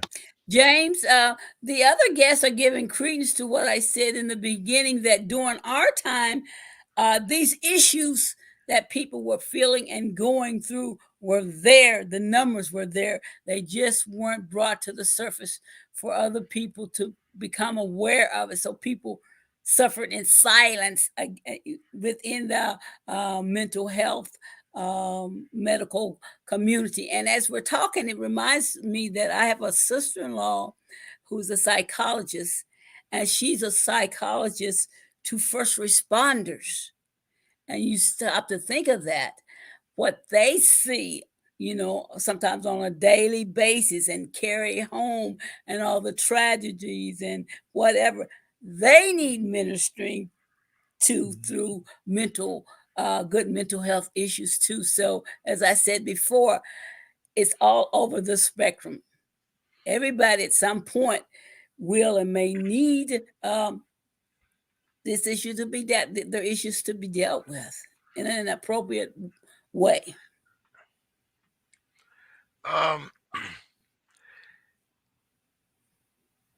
I after 3 tours of Vietnam, when I came home, life did not have that much value to me because I knew that it could be very fragile. In other words, here today, gone tomorrow, here today, maybe gone the next second. So it wasn't something that I held sacred like I did before I went to war. But when I came back, as I said, within 2 years, I was in a prison system. So I went from one jungle to another jungle. And therefore, when you become insensitive to the needs of others as well as yourself, what does that say about you in relationship to your place in society, Brother Williams? Well, what I would say first is it even kind of to me goes back on what Dr. Casey was talking about, being in touch with your spiritual masculine and feminine side, because if you are desensitized through through your social environment, then obviously what that does is that makes you a shell, a less of who you are, and able to make tangible recognition in terms of socially interacting with another human being. Why? Because you've been traumatized to that degree through warfare. Whether we talk about the Vietnam War that you're talking about, or we talk about the type of things that people encounter in the streets, or we talk about what happens within families that should not be obviously happening within families. These things causes a person to be desensitized in order to be able to continue to cope with having to move forward in their life. So, in order for you to survive, let's just take it back to what you said about Vietnam. If you did not desensitize yourself Yeah, from the actual environment that you was in, you would not be able to engage in war, that's right. and you would quickly die on the battlefield because you will be too concerned about the reality of what's actually happening to you. Mm-hmm. And so your response on the battlefield would change, and you would get shot and killed. So you had to, and so let's just take this back to the psychological aspect of what we're talking about within mental health. So from a different type of battlefield, mentally, I have to do the same thing in order to be able to maintain my survival on that battlefield. I have to psychologically detach myself from my environment, from the people around me, in terms of the real interaction that will strengthen the things that I encounter.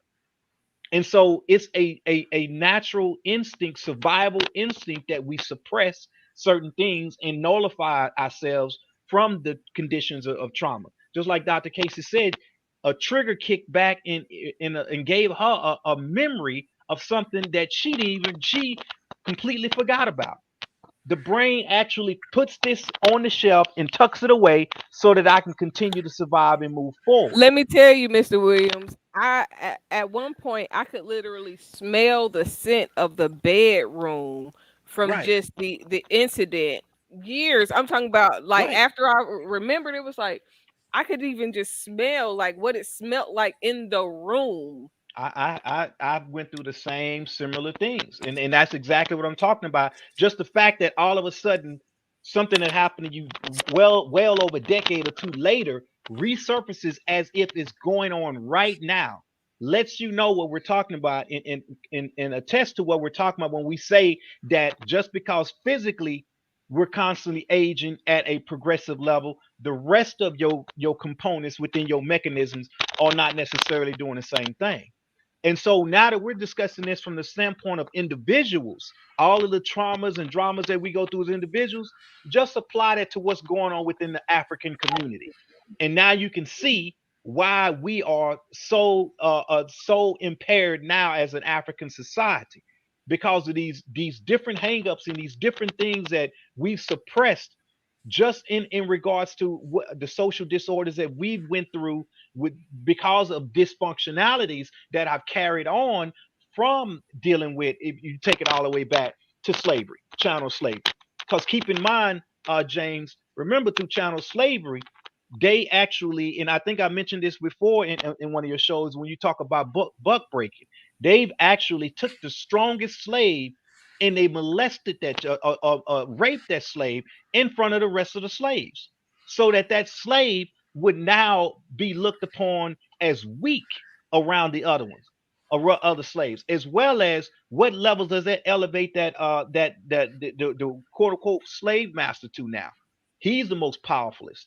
And then you couple something like that with with the religious text and the imagery that they throw on us in that way, and now you talk about the dysfunctionality that we have to face as a family because I just got raped by my slave master, but yet now I'm supposed to sleep with a wife, and now my children are supposed to respect me.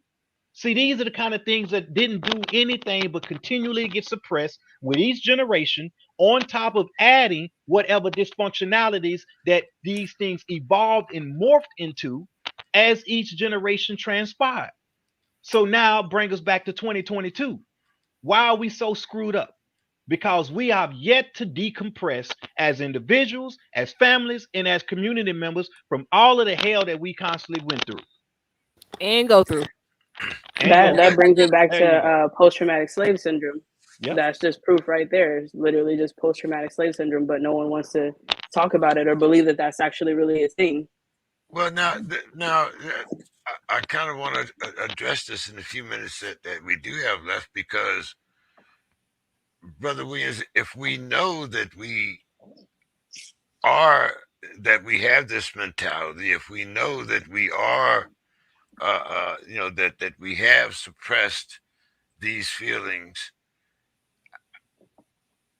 then how do we deal with them now on a community basis without the individual stigmatism?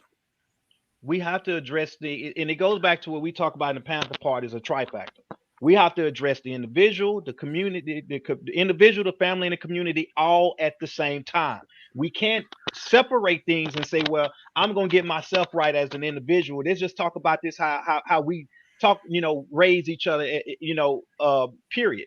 Most times when you're raising your family, you, from an individual standpoint, you say, okay, I'm going to get myself well off, educated, economically fit, and in the right position. And then all of a sudden, I'm going to raise a family.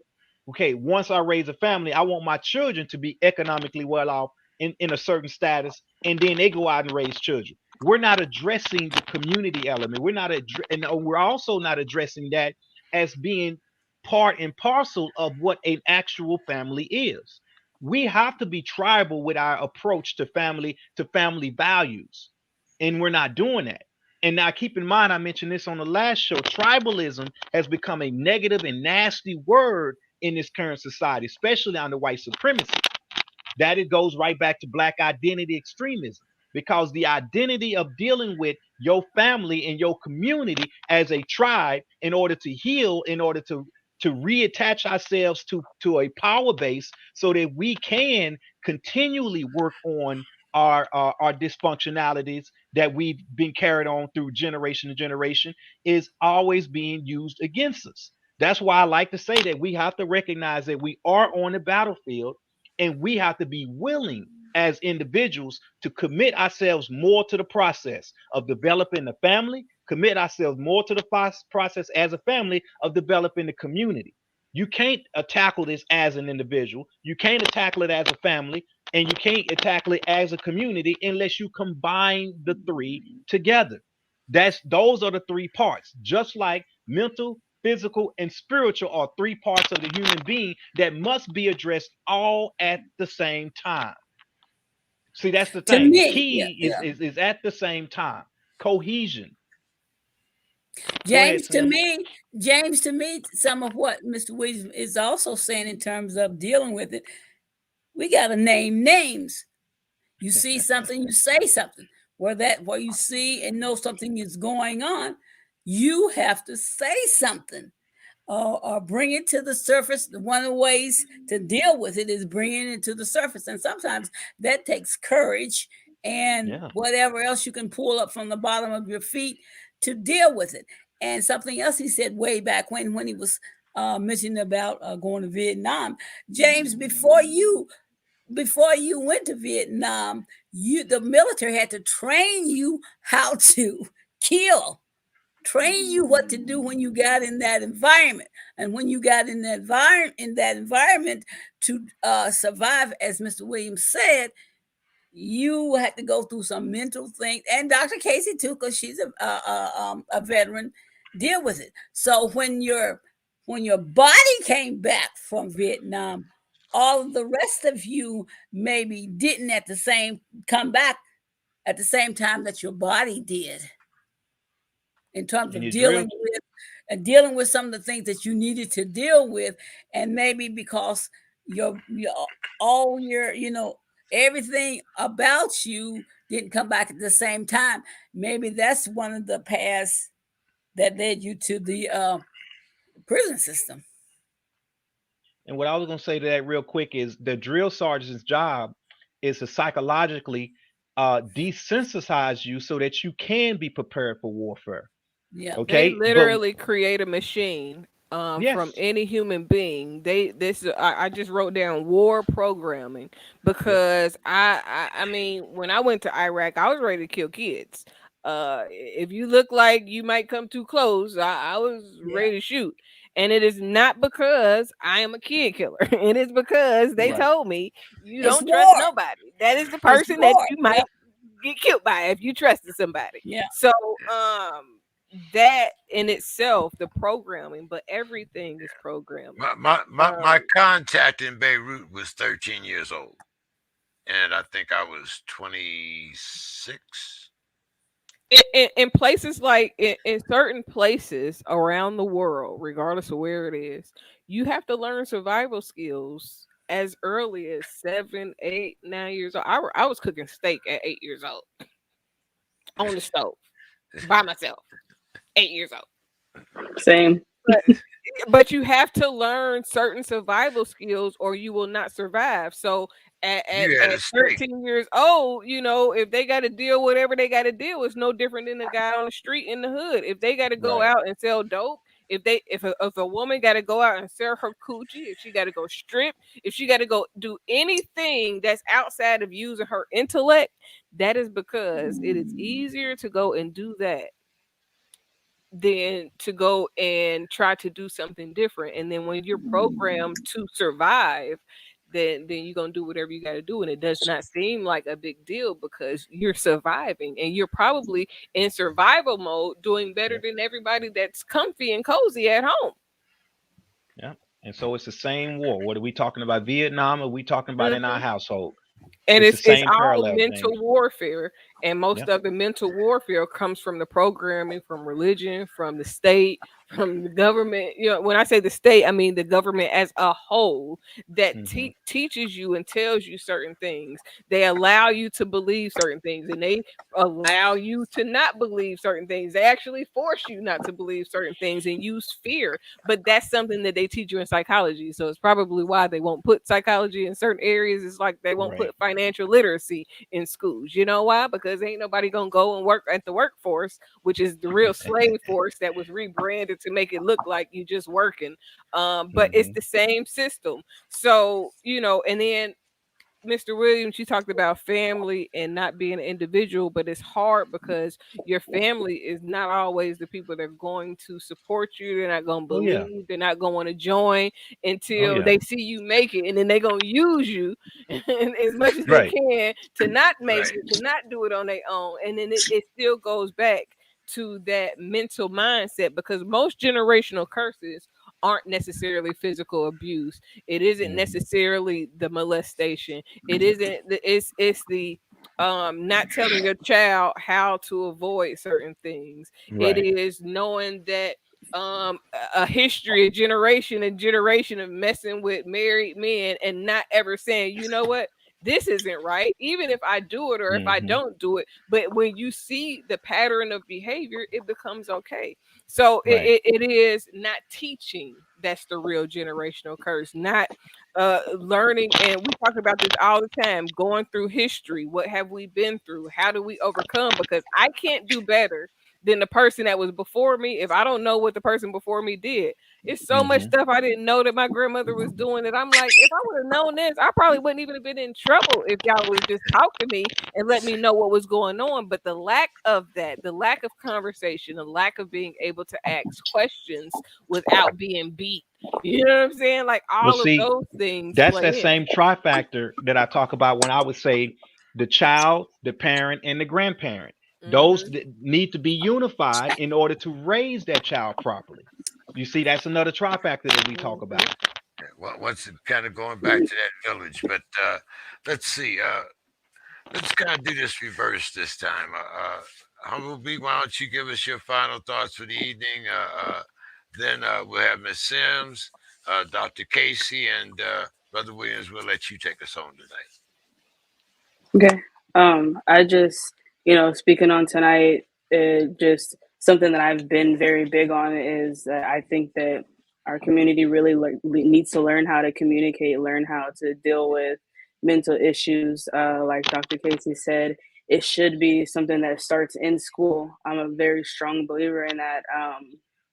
I feel like if I would have had that when I was in school in my mid and late 20s, I probably wouldn't have gone through all the stuff that I actually did go through, and I would be in a different. I mean, I'm happy with where I am right now because I know that I am growing a lot, but I know that there's some things I would have never gone through.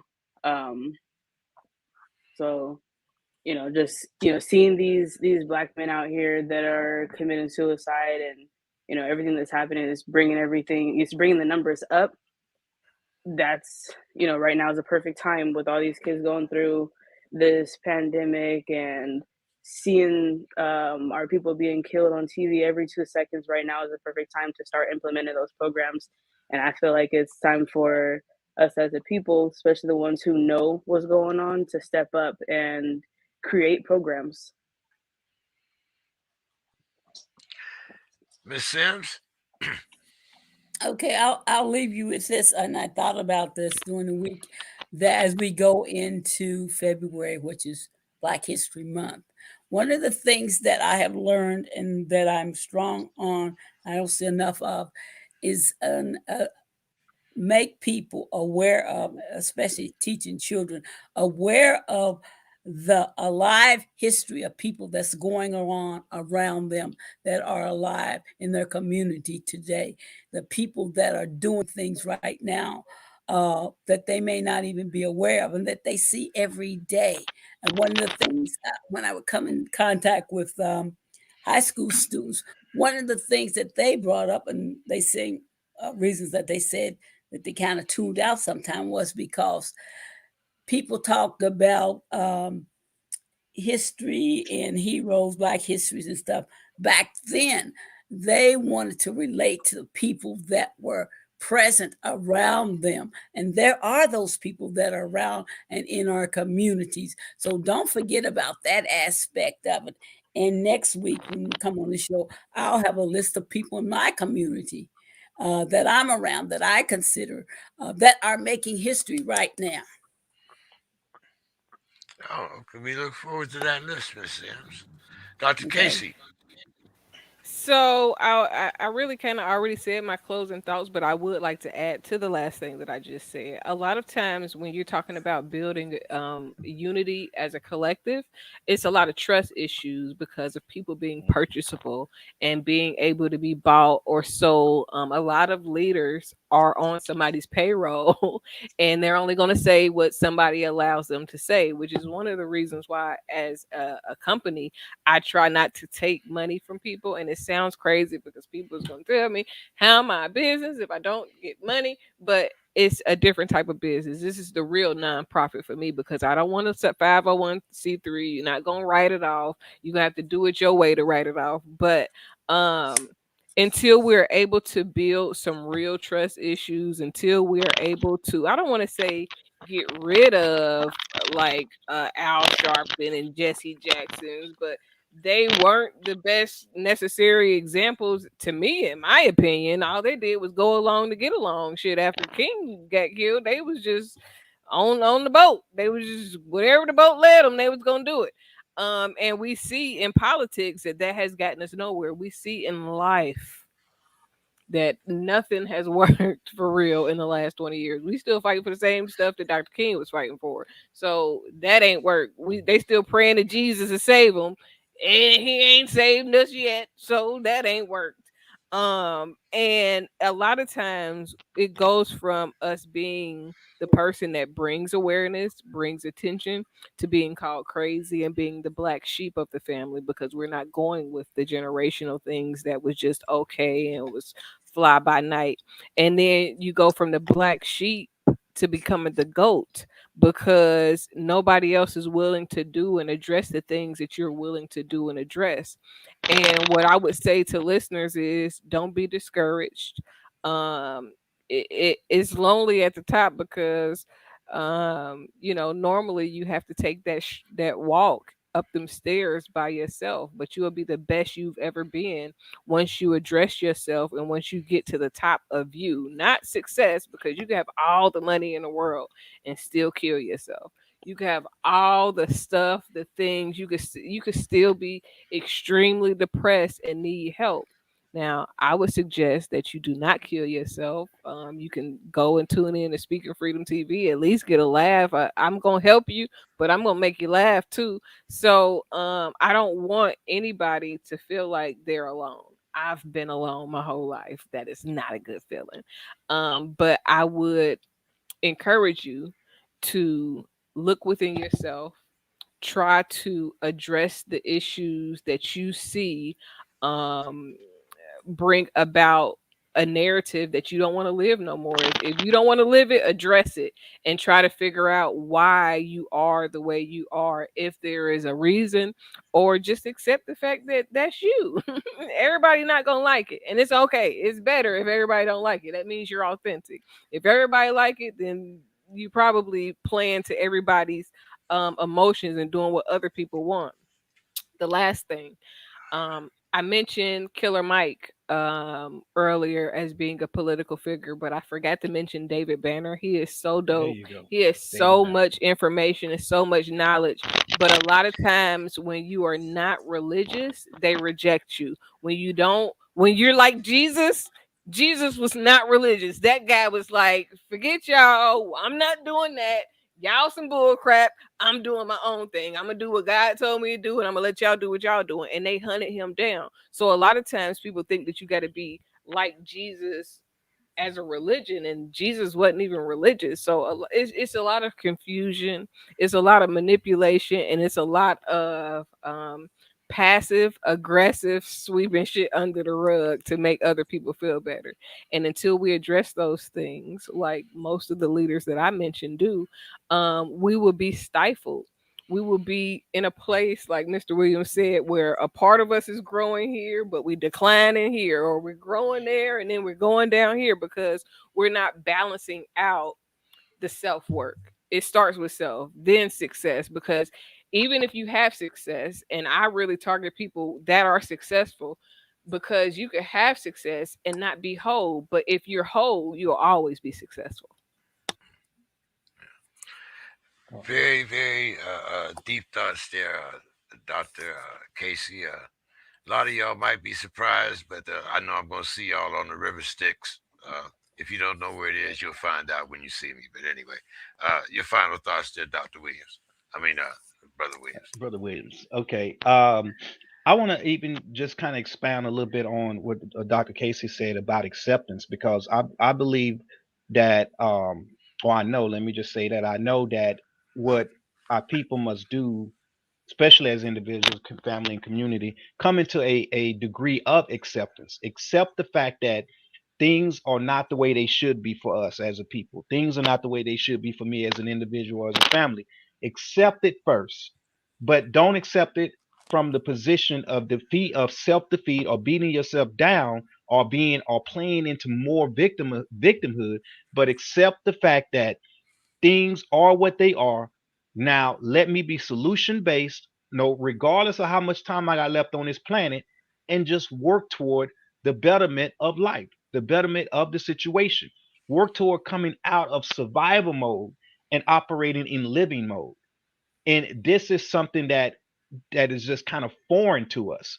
And it's like I saw someone say, I can't remember what this was on the movie. I thought it was powerful. Um, they asked a question about freedom, and they asked this person, well, how do you address or deal with freedom when you know it was taken from you? And they looked at that, and this was a white person, a black person asking a white person that, and then that black white person turned around and told that black person, you don't know because you were never born in freedom to know what you're escaping from. And I'm paraphrasing, but it was powerful the way they put it, because here someone is asking about coming out of a condition of being in bondage when they were once free, but not recognizing from the perspective that the other person saw them, they wasn't born free, so therefore they don't know what it means to be free and to come up out of something when they are still intact in a situation of bondage. So they don't know freedom. So they basically telling him, you don't know what freedom is. So how can you talk about it? Coming out of a condition of bondage when you don't even know what it means to be out of that situation. So we were born into this conditional dysfunctionality that we're talking about. In order for us to come up out of it, we have to be able to separate ourselves from the environment, which constantly creates this conduction of imprisonment that we're dealing with. What do we talk about? It physically, mental, or spiritually?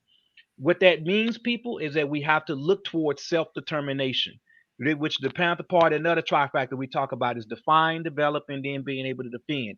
We must define who and what we are as a people, and then we must develop that and then be able to defend it. You can't be defensive on the front end and not even know what defines you. And that's part of the problem. That's the technology that they have used to weaponize us. They made good, bad, hot, cold, and so on and so forth. They polarized and reversed everything to the point to where we're so confused about our identity as a people that they get us to focus on emotional identity. And so from an individual emotional identity, they want you to be what you feel like you should be versus what we must be as a people to collectively come up and be in a position of empowerment. So I say this to end this by saying that when we say all power to the people as a Panthers, we recognize the fact that we all have individual lives. We recognize the fact that we must, we're in situations where we have to raise our families. But what we also say is hold yourself accountable as an individual to make a better family, to make a better community. Because if we continue to only be concerned about our own little box, knowing that everybody else have their own little box, and you keep running that rat race, and you keep not making time for progression, whether that be physically, mentally, and spiritually. If you don't make time for that, we will continually repeat the same cycle of historically that we constantly see ourselves facing. A free people must think like a free people. Right now, we're thinking like slaves. So we have to come up out of that. All power to the people. All power to All the people. power to the people. Thank you so much, everyone. Thank you for your participation. We thank our audience and look forward to talking to you again very soon. Have a great night, Peace and everyone. love. Bye bye. All Till right. the next time.